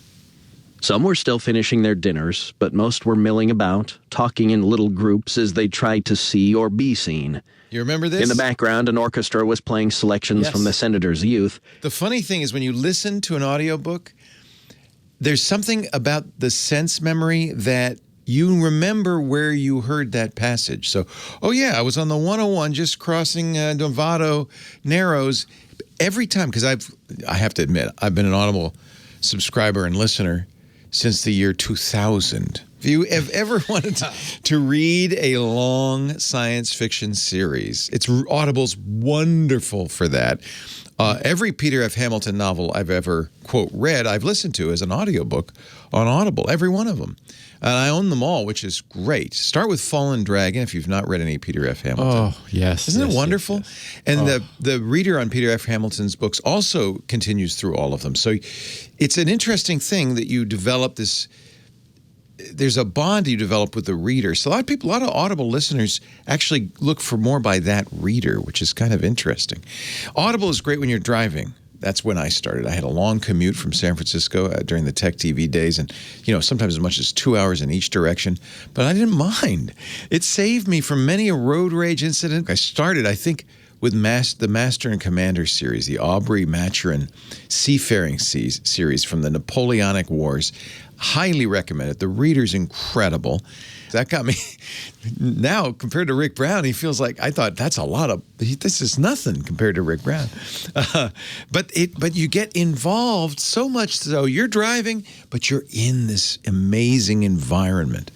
Whether you're cooking, nowadays I don't do much driving, but cleaning the house, just relaxing. I actually listen while I'm playing video games because I don't want to feel like I'm wasting my time. Audible is the leading provider of, it's not just audiobooks, spoken word entertainment. The largest selection of audiobooks, yes, ranging from bestsellers and new releases to celebrity memoirs, read often by the celebrity themselves, languages, business, motivation, and more. You can also get more than just audiobooks, original entertainment from top celebrity creators, thousands of popular and binge-worthy podcasts, ad-free. They're now offering a brand new plan. If you checked out Audible before and you don't know about Audible Plus, I want you to check out Audible Plus. This is brand new. Gives you, it's kind of like the Kindle Unlimited. In fact, I think, Amazon owns Audible, and I think this is probably the inspiration for it. It gives you full access to the popular Plus catalog. All about giving members a chance to listen to and discover new favorites, to explore new formats like the Words Plus Music format, which I love. Take your favorite album, get the artists who made it, have them talk about it, the history of the album. I mean, what's not to love? There's the amazing, great courses where you can take college courses from the best professors in the world on any subject that you'd learn at college. It's fantastic. There's podcasts you've never heard. There's even theatrical performances, actual theater performances. You can listen all you want with Audible Plus to thousands and thousands of popular audiobooks, original entertainment, and podcasts, including ad-free versions of your favorite shows and exclusive series. They're all available to download or stream, so you can listen anywhere, anytime, on any device. You'll never lose your spot. Now, to get the Audible membership and the Audible Plus membership, you need to start with the Audible app. That goes on your phone, iOS or Android. It's free.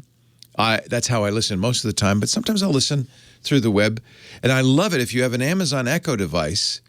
I do this. I sit down. I'm about to play my video game. I'll say, Echo, read to me. And even if I was listening somewhere else, it picks up where I last left off, and I start listening. And I'm engulfed in a world. I just love Audible. I think you probably gathered that. Listening to Audible will make you feel inspired, connected, and it's all in that one app. Audible Plus, your playlist for life. So, if you're one of the handful of our listeners who has not yet become an Audible member, I guess we haven't done an ad in a while. Maybe you forgot about it. You got to check it out. Delve into your next title on Audible. With Audible Plus, new members can try Audible Plus for 30 days. What are you waiting for? Get started with the free trial at Audible, AUDIBLE, audible.com/security now. If you're on your phone, you just text security now to 500-500. The reason we ask you to text security now or go to that address, audible.com/security now, is so that they know you heard it here. We want them to come back and keep advertising. They advertised with us back in the beginning before Amazon bought them. And I think we did them a lot of good. I think it's one of the reasons Amazon bought them. And then after a while, they kind of fell off the map, and I felt sad. We talked to their agency the other day, and they said, "What do you mean we're not on TWiT? Are you kidding? We have to be on TWiT." So welcome back, Audible. Thank you. I'm glad you're back. Make sure that they know it was a good thing. Go to audible.com/security now or text security now to 500-500 to start your free trial today. You will thank me. There's nothing better. And if you want to listen to Rick Brown and the Frontiers saga, get started. Audible.com/security now. Back to you, Steve. Okay, so the ransomware task force. The Wall Street Journal and CNN appear to have been the first to obtain and report on a U.S. Justice Department memo which first disclosed the creation of this new task force dedicated to responding to the growing threat of ransomware. Given the maturity of the task force's first 81-page report, selected parts of which I'll be sharing shortly, this appears to have been in the works for some time. And needless to say, it's quite needed. Whether it'll be able to do any good, as I said at the beginning of the show, we'll see and certainly hope. The question is, although, Although, but a task force sounds wonderfully proactive. What can it actually do? CNN explained that the new initiative follows what the memo describes as the worst year ever for ransomware attacks. Of course, it coincided with COVID-19. That was the worst year ever for health attacks.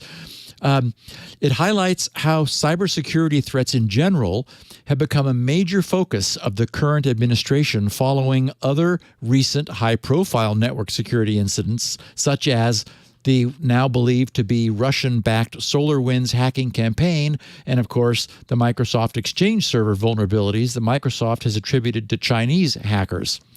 More recently, it's believed that Chinese hackers exploited vulnerabilities in Pulse Secure's VPN to compromise dozens of agencies and companies in the U.S. and Europe.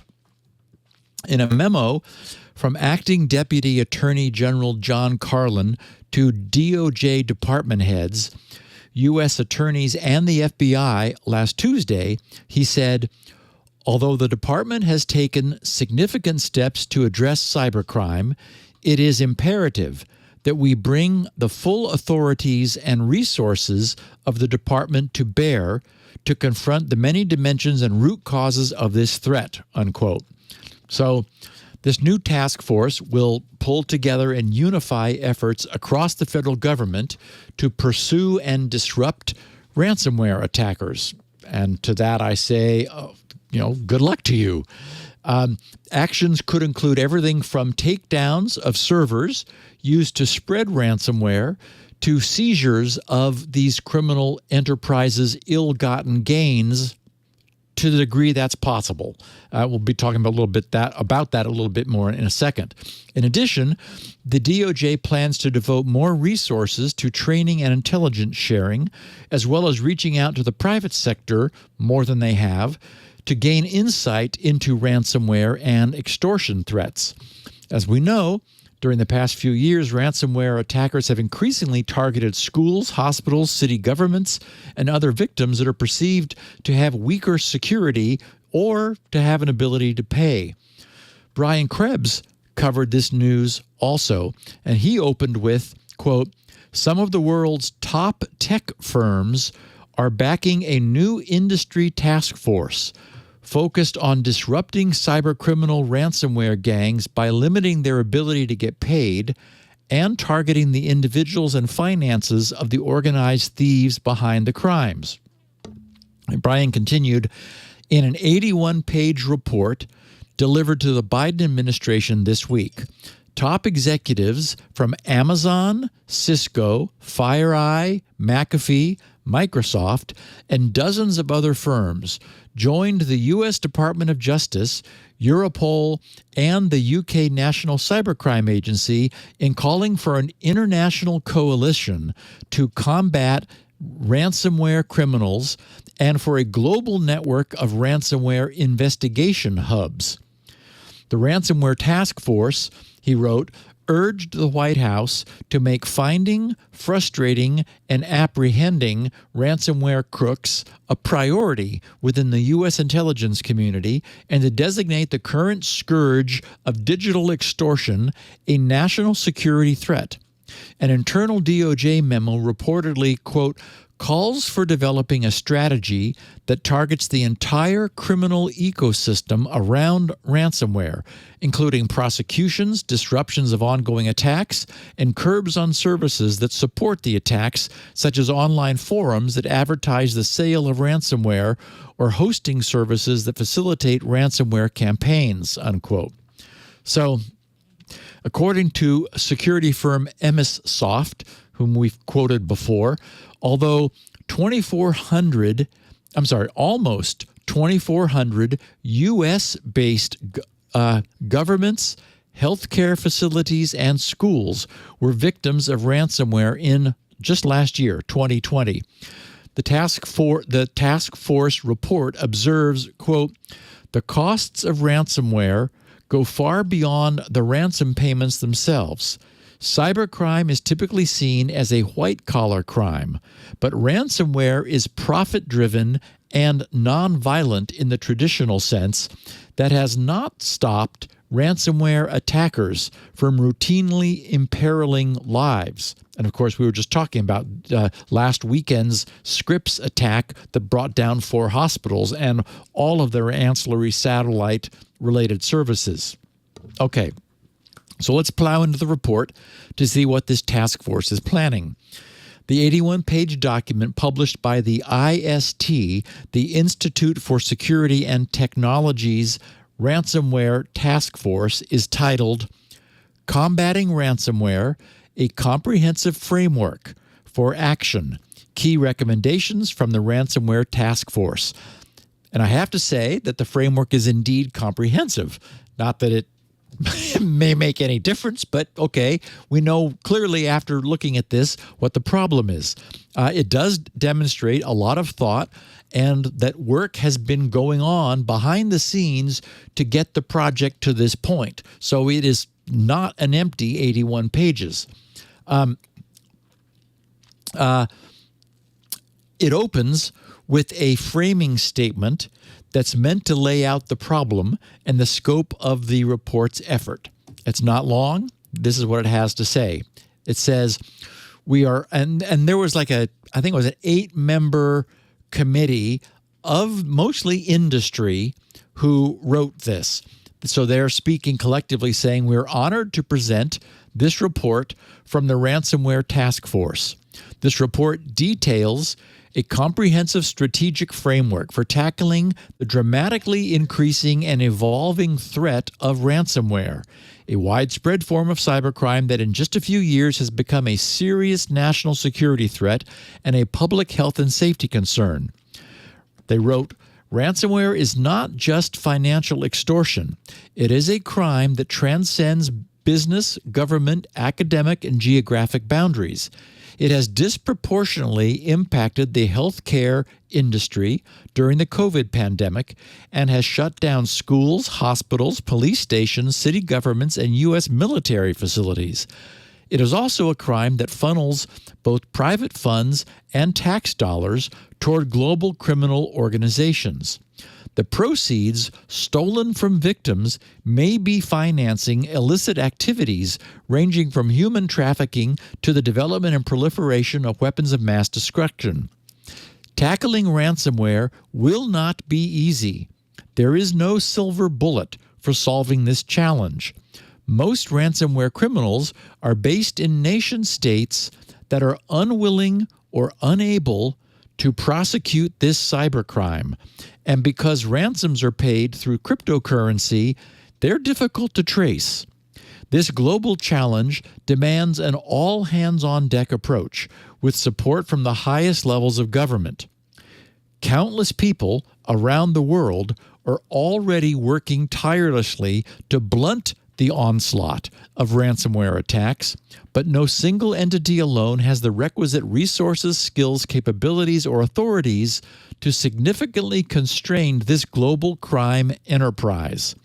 For this reason, we convened the Ransomware Task Force, a team of more than 60 experts from software companies, cybersecurity vendors, government agencies, nonprofits, and academic institutions to develop a comprehensive framework for tackling the ransomware threat.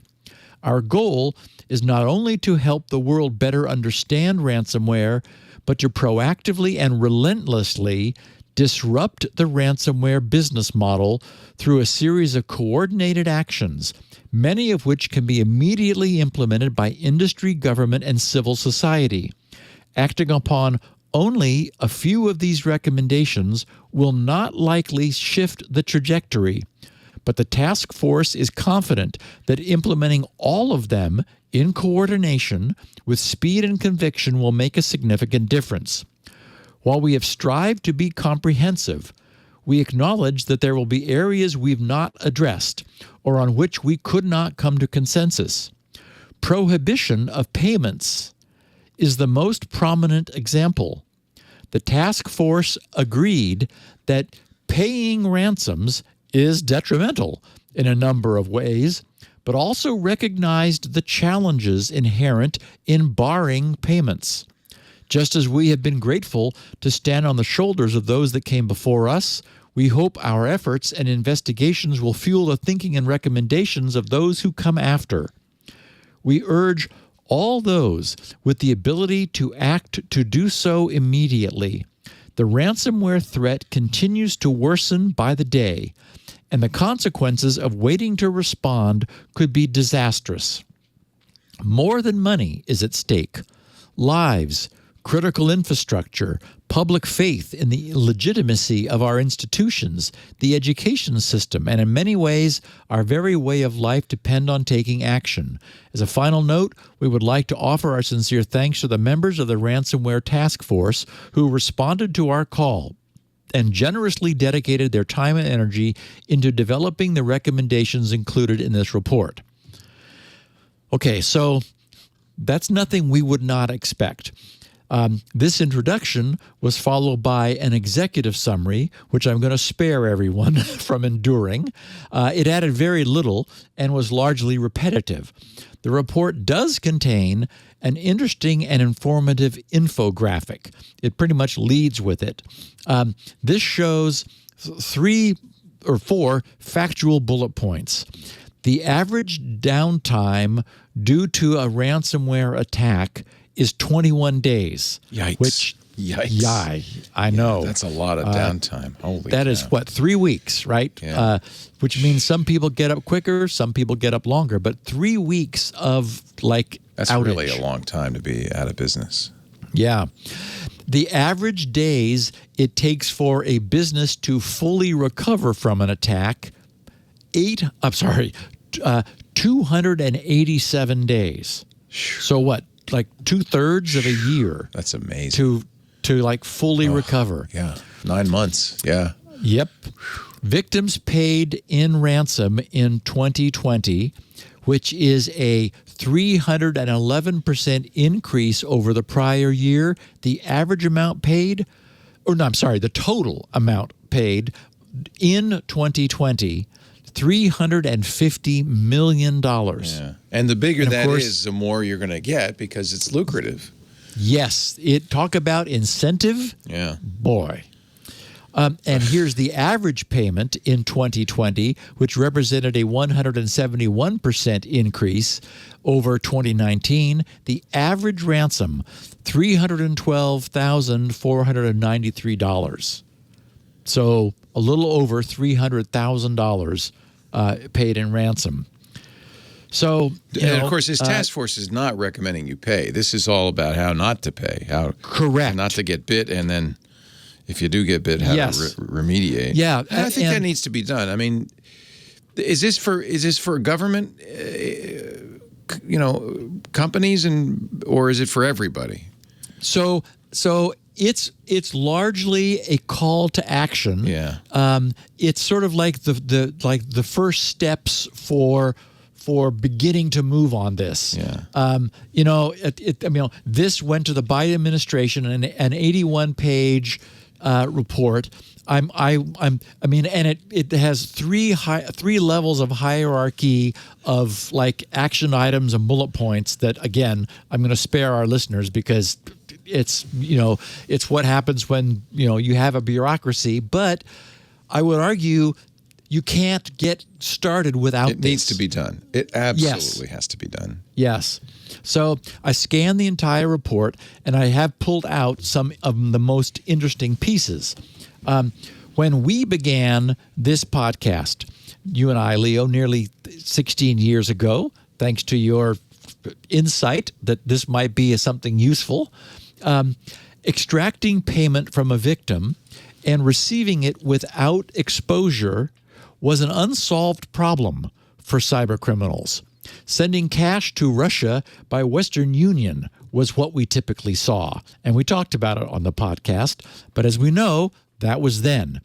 And it occurred to me some time ago, we talked about it, we've noted it a couple times on the podcast, that the rise of cryptocurrency exchanges, which support both submitting and extracting payments in local non-cyber currencies, coupled with, or so-called fiat currencies, coupled with the inherent anonymity of the blockchain's wallet designations, has been an enabling factor in the growth of ransomware, and they touch on that in the report.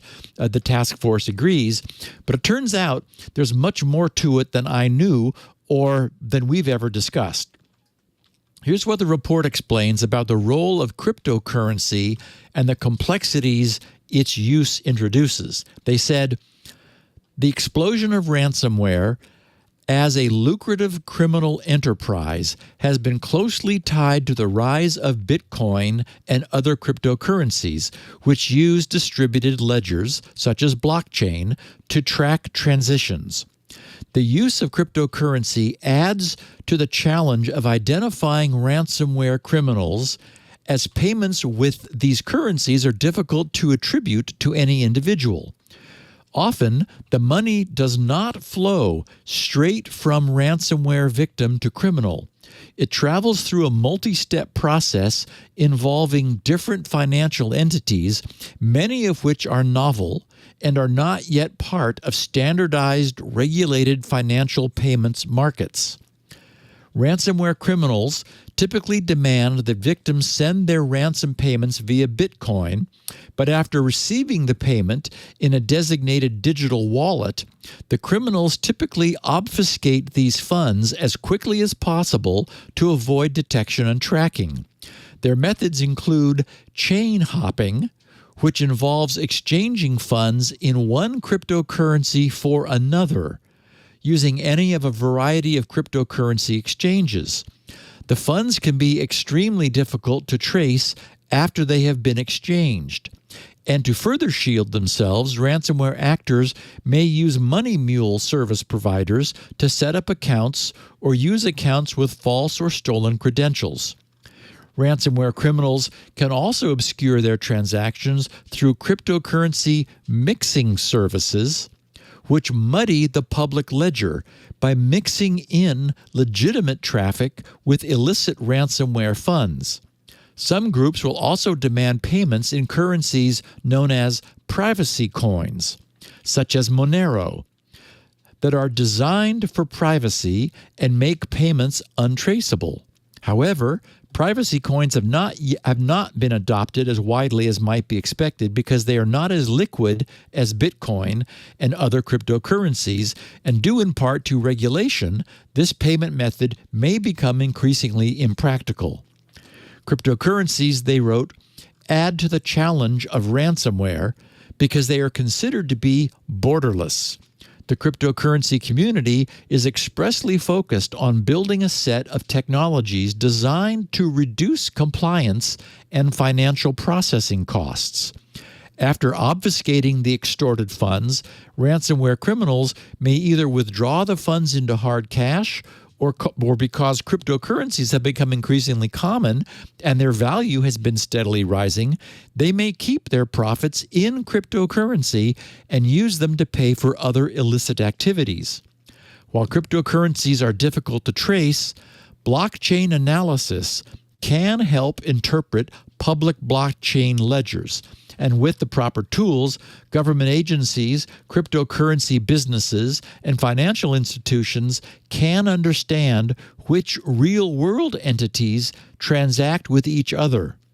Blockchain analytic companies are able to show that a given transaction took place between two different cryptocurrency exchanges, for example, or between a cryptocurrency exchange and an illicit entity, such as a sanctioned individual or organization. Within blockchain analysis tools and Know Your Customers, which is a KYC abbreviation, Know Your Customer information, law enforcement can gain transparency into blockchain activity in ways that are not possible in traditional finance. So, clearly, the rise of cryptocurrency, this solves the Western Union loophole or catch that used to be a problem. It's just not so much anymore. Still, it's not as if transferring to Bitcoin, as we see, means that it drops into a black hole. We have seen, in fact, we talked on this podcast about how the movement of cryptocurrency from one chain to another can be traced, and how it dropping out of specific wallets can also be seen. What the blockchain is, right, is a transactional ledger which is secure and cannot be spoofed, yet that means it cannot be spoofed. And if you want to get your coin out of a wallet, it will appear on that ledger in order for that to happen.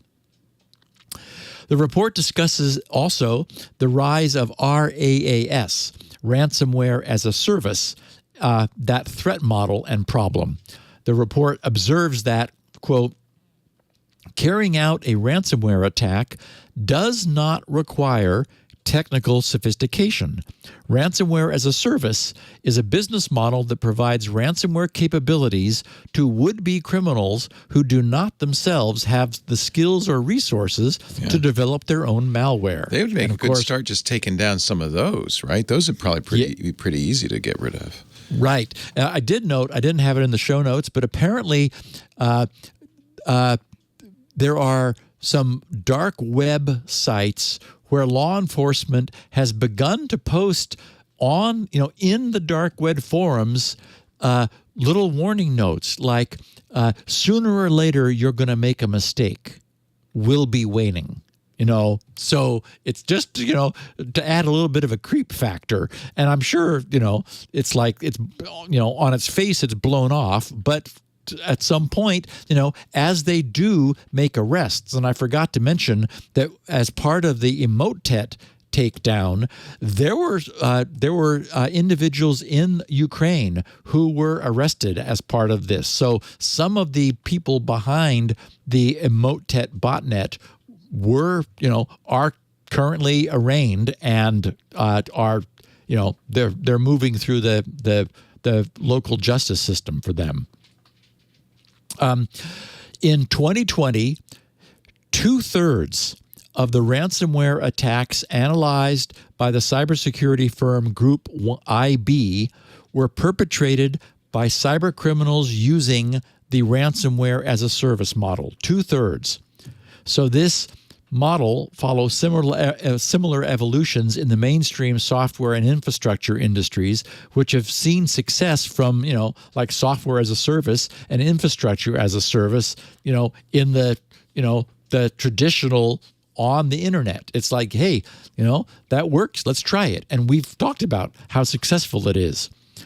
They wrote, in the RAS model, there are at least two parties who establish a business relationship, the developer and an affiliate. The developer writes a malicious program that encrypts and potentially steals the victim's data. The developer then licenses this malware to the affiliate for a fixed fee or a share of successful ransom payments. The affiliate executes the attack, potentially also including additional business arrangements like purchasing exploits or using cryptocurrency brokers and washers. And they conclude, in this model, even a non-technical affiliate can successfully execute ransomware attacks by purchasing the necessary exploits and malware. RAAS can be contrasted with more traditional ransomware gangs in which a cohesive team both builds the malware and executes the attack. The Sodino Kibi, FOS, Dharma, and Globe Imposter ransomware variants are all known to operate under the RAAS model. It also had the report had some sobering things to say about nation-state actors. And to me, this seems like the ultimate problem, since proactive protection by one's own local government is pretty strong protection. The report wrote, of particular interest to the task force was the relationship between ransomware and national governments. Many ransomware criminals operate with impunity as their country's governments are unwilling or unable or uncaring to prosecute this form of crime. In other cases, the organizations executing ransomware attacks may be state-sponsored and may in fact be helping nations evade economic sanctions imposed upon them by other nations. For example, in an April 21 announcement, so just last month, of new sanctions against Russia, the U.S. Department of Treasury made a direct connection between Russia's Federal Security Service, the FSB, and ransomware hackers, noting that, quote, to bolster its malicious cyber operations, the FSB cultivates and co-ops criminal hackers, including the previously designated REvil Corp, enabling them to engage in disruptive ransomware attacks, right, against the West, and phishing campaigns. In other words, we're suffering while they're popping champagne corks and in Russia eating caviar and partying. Anyway, they finished saying proceeds from ransomware may help finance terrorism, human trafficking, or the proliferation of weapons of mass destruction. For these reasons, direct affiliation between ransomware attacks and governments is intentionally shrouded in secrecy, making attribution and accountability challenging. Countering state-sponsored attackers will require broad application of carrot and stick methods and international cooperation. And unfortunately, to that I say, and good luck to us. As I mentioned, I don't know what you do about that. Yeah. The report distills what I'm sure must have been endless committee meetings and hearings into just 4 goals. The 4 goals are: deter ransomware attacks through a nationally and internationally coordinated comprehensive strategy, disrupt the ransomware business model and decrease criminal profits, help organizations prepare for ransomware attacks, and respond to ransomware attacks more effectively. As I mentioned, it further details each of those 4 goals with multiple objectives within each goal, each consisting of one or more specific actions. Since I provided the link to the 81-page PDF in the show notes at the top of this section, I won't drag everyone through the seemingly endless and mind-numbing hierarchical list, but suffice to say that it is truly comprehensive and it is hopeful. Long ago on this podcast, we observed that and we often talked about it, Leo, for a surprisingly long time, hacking was just mischief. Early on here, we were covering email viruses, observing that they didn't do anything other than attempt to procreate. They seemed to exist just to spread. And we also bemoaned for quite some while the fact that Microsoft didn't seem to be taking much action against them. So the only conclusion would have been that they must have been created by their authors just to see whether they might work. The first botnets that we reported on were largely benign. And even way back in November of 1988, Robert Morris launched his famous worm from a terminal at MIT by leveraging a hole in SendMail's debug mode coupled with a buffer overflow in the finger D network daemon. Robert just wanted to see whether it might work. But because it was so much more effective than he expected, it caused far more trouble than he intended. By the way, he ended up being a tenured professor at MIT. But he also got in trouble. He got himself out of it. His dad was at the NSA, so maybe that helped. He actually was quite brilliant. Who was I talking to that was good friends with RTM? Oh, I can't remember. But he said this guy was brilliant. Yeah. Go ahead, sorry. So compared to when we began looking at and discussing these issues every week, today's cybercrime world is barely recognizable. I remember talking about how it used to seem like science fiction. It's like, really? Even the word cybercrime, now no one is laughing. It's no longer the realm of speculative fiction. It exists, and it's become nation-state-sponsored, revenue-generating big business. With criminals being protected by their own governments, the ability of law enforcement, I'm worried, to contain ransomware seems quite limited. And unlike Emotet, where the threat was diffuse and significant only because of the size of the network. That could be brought down. But ransomware attacks are different. They're significant individually. Individual attacks, like against Scripps, are significant. And if the years of this podcast have revealed any truth, it's that we're currently unable to reliably create complex and secure networked systems. We'd like to be able to do that. We just seem unable to. So I'm glad that this ransomware task force exists, but in the absence of full international anti-ransomware cooperation, including those nations that are hostile to the interests of other nations, like China and Russia against the U.S., it's not clear to me that huffing and puffing is going to amount to much. I mean, I'm glad that a task force has been assembled. It makes sense that it would be.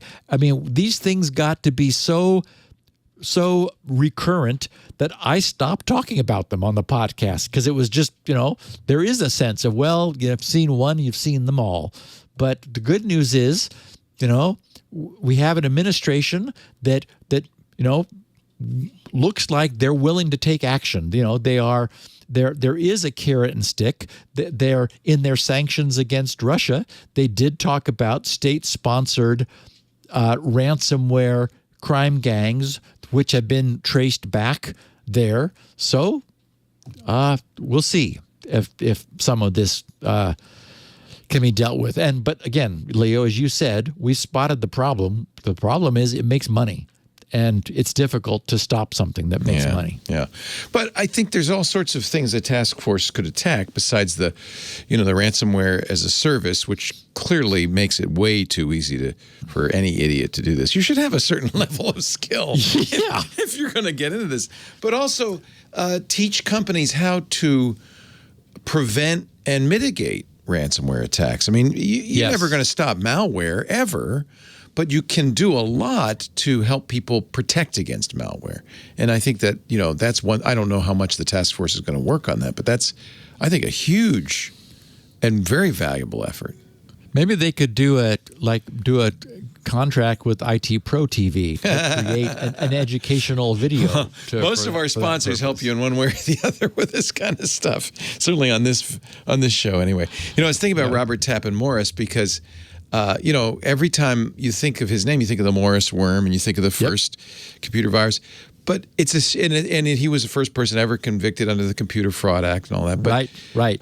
But really, he transcended that. He's a brilliant guy and has done amazing things since then. It's kind of a shame that he's so tarred with that one act that he even says was innocent. He was doing the kind of things that, a lot of guys do. He was trying stuff out. He didn't expect it to get away. And Leo, it's a good thing that we didn't have the internet when I was growing up. I know, exactly. That would not have turned out. That would not have turned out well. Like young Dan Kaminsky, your mother would have had to go yell at somebody. And given the mischief I got up to, without computers, I don't want to think about what would have happened. Precisely. It's normal. You have no frontal lobe. You're going to do crazy things. So Morris was the co-founder with Paul Graham of Y Combinator and has done if you read his Wikipedia entry, you'll get an idea of all the things he's done. That's where I was thinking. Paul Graham wrote an amazing article about RTM, and what a great guy. He's still alive and he's still very active, but what a great guy he was. So, and I have huge respect for Paul Graham. So, sir, you've completed your duties, your assigned duties for this day. You may go have some fine Italian food if that's what you desire. Are you still going out every week to the Italian place? That's awesome. Yep, we are. Isn't it amazing? Life is back for some of us, not for all of us. Yeah. I'm waiting for my best buddy. He's got his first Moderna. I think he's got it, and Moderna is a 4-week interval as opposed to Pfizer, there's 3. So it was a few weeks ago. So a couple of weeks from now, he'll be fully vaccinated. Then we give him another couple of weeks to let that set into his immune system. Let's party. And Javier's is our Mexican place. Can't wait. They're going to look at us and like, where have you guys been? Oh, man. It's exactly right. When we go in, pretty we go, well known. You know those people who were ordering takeout from you for the last year? That's us. That kept you guys afloat. Yeah, that was us. Yes. We're back, baby. So I do hope all of you get the vaccine soon if you haven't got it already, and we can get back to life. And for people in India and other places where it's Leo, just boy. tragic. Ooh, I feel so bad. ouch. And Ontario, in Canada, they're just suffering. And wow, I really feel lucky that we have this vaccine and that we've been able to get it to almost half the population now. So yeah, it's really, really good. Thank you, sir. I'm glad you're well, and I'm glad you're here to do this show. Steve joins us every Tuesday, right after MacBreak Weekly. I should warn you, we're going to be a little bit delayed, not next week, but the week after. This Week in Google, not This Week in Google, just Google. You've heard of them? It's a little company. They do a search engine. Oh, yeah. It has its Google I.O. keynote on May 18th at 10 a.m., and it's scheduled for 2 hours, which means we won't get MacBreak Weekly started till about an hour late, which means you're used to this, cool. but I just give you a little heads up and heads up to the audience. If you watch it live, we'll be starting maybe around 2:30, thereabouts. Normally 1:30 p.m. Pacific, 4:30 Eastern, 20:30 UTC on a Tuesday afternoon. You can tune in twit.tv/live for the live audio or video feeds. If you're doing that, join us in the chat room. They're chatting along as Steve talks. That's irc.twit.tv. We also have, for people who want to listen after the fact, we have copies of the show. Steve's got them at his website, grc.com. He's got the 16 kilobit version. If you're really bandwidth constrained, but you still want to hear it, that's the smallest audio file we've got.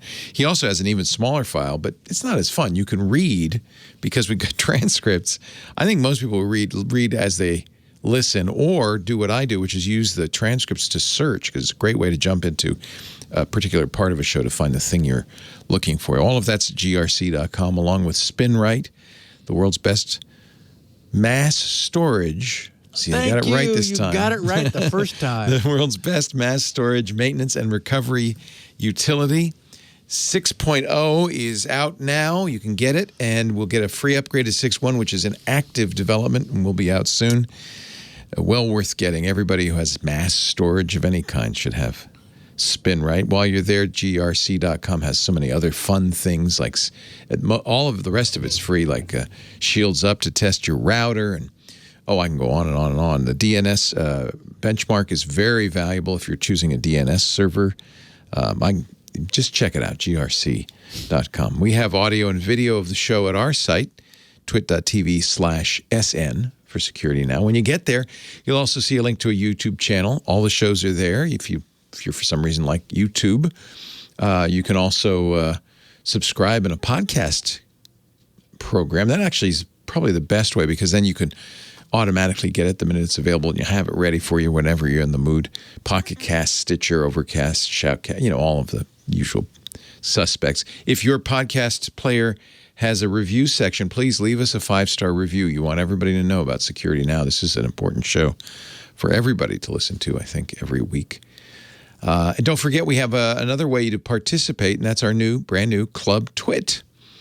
This is ad-free versions of all of our show. I know a lot of you Security Now listeners are adamant about not being tracked. It's not exactly tracking. We do log your download if you're listening to the ad-supported versions, because the advertisers pay by the download. But if you don't want any tracking at all, Club TWiT is ad-free, hence no need to track. We have no desire to know who you are. You can also join us in the Discord, where we have a very active group of people and lots of fun stuff behind the scenes. We have a Linux show we do every Saturday. Lisa and I have done an Inside TWiT. I'm going to do a Let's Play with Valheim later tonight and maybe this weekend. So don't laugh at me. It's Minecraft for Vikings, Steve. Just thank your lucky stars you never got into gaming, that's all. You have Valheim, and I have the third rereading of the 30 novel set. So, yeah, I'm no one. We've been chatting in the Discord about sci-fi. There was a good conversation after the Audible ad, and somebody said, well, you've read Robert Jordan's Wheel of Time series, haven't you? And I said, no, I haven't. So they've convinced me now. This is a 15-book series. Oh. So, and each book is about 30 or 40 hours. So it's going to take me a while. I don't know if you'd like it. It doesn't sound like hard sci-fi. It sounds like fantasy. Okay, yes. Time travel. In that case, yeah, thank you. Yeah. I just closed my notepad. I was about to Boom. make Don't write it down, Steve. But you won't be interested. You like Star Wars, though, right? Oh, absolutely. It's May the 4th, so may the 4th be with you. No, that's the wrong signal. Yeah, I think you're lifting. That's the wrong one. What was I saying? Oh, Club Twit. Let me just finish up. $7 a month. You get ad-free versions of all the shows, including this one, audio and video. You also get our Discord, access to our Discord, which is a very active, very fun place talking about everything from sci-fi to hacking. There's a Security Now channel. And then you also get the Twit Plus feed, which is kind of stuff that falls on the cutting room floor. Like, I'm trying to get Steve to do another vitamin episode. Seriously, I'd love to have you do that. We can put that on the Club Twit Plus feed as well. $7 a month. Go to twit.tv/clubtwit. And you got an invitation, Steve. I don't see you in there, but you could come in anytime. I did join. I all got registered and joined up. There's a whole books section or a sci-fi section if you want to go in there. There's some fun stuff. Thank you so much, Steve Gibson. God My bless. pleasure. May the 4th be with you. Next week we're on time. It's week after next that you're warning us. The 18th. I just wanted to give you a little heads up ahead of time. In that case, Leo, I'll be here. Hey, if you like tech news, but you also like hearing about it from the people who are actually writing the stories, well, I've got a show for you. It's called Tech News Weekly, and it's me, Jason Howell, along with my co-host, Micah Sargent. Every week, we invite the people making and breaking the biggest tech news stories from around the web onto this show to talk to us about it. It's a lot of fun. You should check it out. Tech News Weekly can be found at twit.tv/TNW every Thursday. We'll see you there. Security Now.